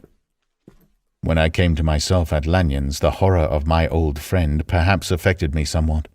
I do not know. It was at least but a drop in the sea to the abhorrence with which I looked back upon these horrors. A change had come over me. It was no longer the fear of the gallows, it was the horror of being Hyde that racked me. I received Lanyon's condemnation partly in a dream. It was partly in a dream that I came home to my own house and got into bed. I slept after the prostration of the day with a stringent and profound slumber, which not even the nightmares that wrung me could avail to break. I awoke in the morning, shaken, weakened, but refreshed. I still hated and feared the thought of the brute that slept within me. And I had not, of course, forgotten the appalling dangers of the day before, but I was once more at home, in my house and close to my drugs, and gratitude for my escape shone so strong in my soul that it almost rivaled the brightness of hope. I was stepping leisurely across the court after breakfast, drinking the chill of the air with pleasure, when I was seized again with those indescribable sensations that heralded the change, and I had but the time to gain the shelter of my cabinet before I was once again raging and freezing with the passions of Hyde. It took, on this occasion, a double dose to recall me to myself, and alas, 6 hours after, as I sat looking sadly in the fire, the pangs returned, and the drug had to be re-administered. In short, From that day forth it seemed only by a great effort as of gymnastics, and only under the immediate stimulation of the drug, that I was able to wear the countenance of Jekyll. At all hours of the day and night I would be taken with a premonitory shudder. Above all, if I slept, or even dozed for a moment in my chair, it was always as Hyde that I awakened. Under the strain of this continually impending doom, and by the sleeplessness to which I now condemned myself, even beyond what I had thought possible to man, I became, in my own person, a creature eaten up and emptied by fever, languidly weak both in body and mind, and solely occupied by one thought, the horror of my other self. But when I slept, or when the virtue of the medicine wore off, I would leap almost without transition, for the pangs of transformation grew daily less marked, into the possession of a fancy brimming with images of terror, a soul boiling with causeless hatreds, and a body that seemed not strong enough to contain the raging energies of life. The powers of Hyde seemed to have grown with the sickliness of Jekyll, and certainly the hate that now divided them was equal on each side. With Jekyll, it was a thing of vital instinct. He had now seen the full deformity of that creature that shared with him some of the phenomena of consciousness, and was co-heir with him to death. And beyond these links of community, which in themselves made the most poignant part of his distress, he thought of Hyde, for all his energy of life, as something not only hellish, but inorganic. This was the shocking thing, that the slime of the pit seemed to utter cries and voices, that the amorphous dust gesticulated and sinned, that what was dead and had no shape should usurp the offices of life.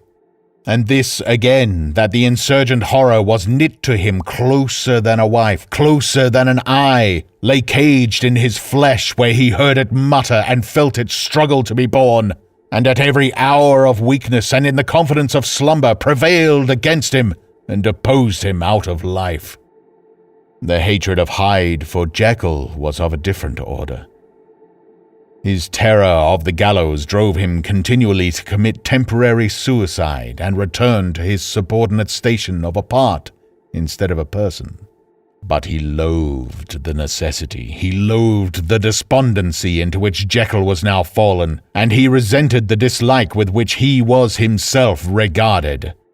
Hence the ape-like tricks that he would play me, scrawling in my own hand blasphemies on the pages of my books, burning the letters and destroying the portrait of my father. And indeed, had it not been for his fear of death, he would long ago have ruined himself in order to involve me in the ruin. But his love of me is wonderful. I go further. I, who sicken and freeze at the mere thought of him, when I recall the objection and passion of this attachment, and when I know how he fears my power to cut him off by suicide, I find it in my heart to pity him. It is useless, and the time awfully fails me to prolong this description. No one has ever suffered such torments, let that suffice. And yet even to these habit brought, no, not alleviation, but a certain callousness of soul, a certain acquiescence of despair, and my punishment might have gone on for years but for the last calamity which has now fallen, and which has finally severed me from my own face and nature. My provision of the salt, which has never been renewed since the date of first experiment, began to run low. I sent out for a fresh supply and mixed the draught. The ebullition followed, and the first change of colour, not the second. I drank it, and it was without efficiency. You will learn from Poole how I have had London ransacked.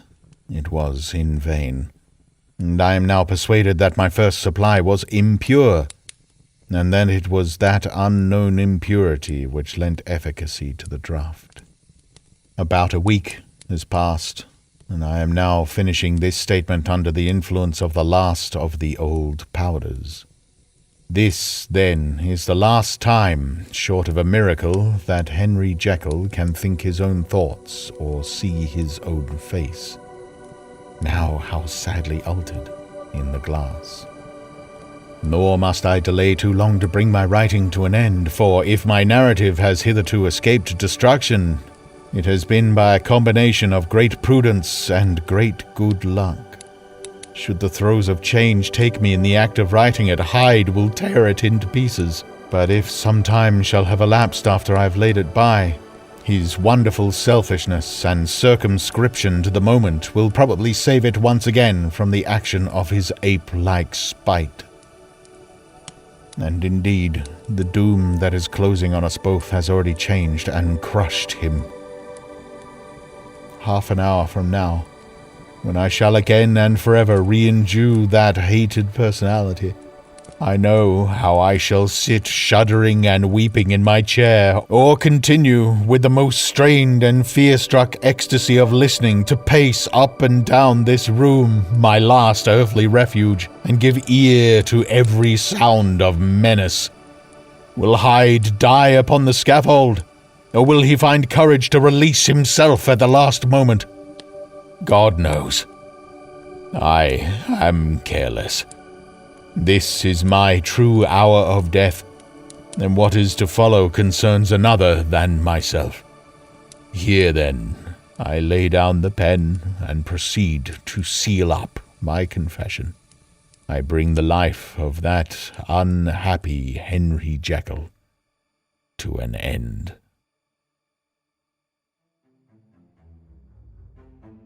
You have been listening to The Strange Case of Dr. Jekyll and Mr. Hyde by Robert Louis Stevenson, read by Steve Parker.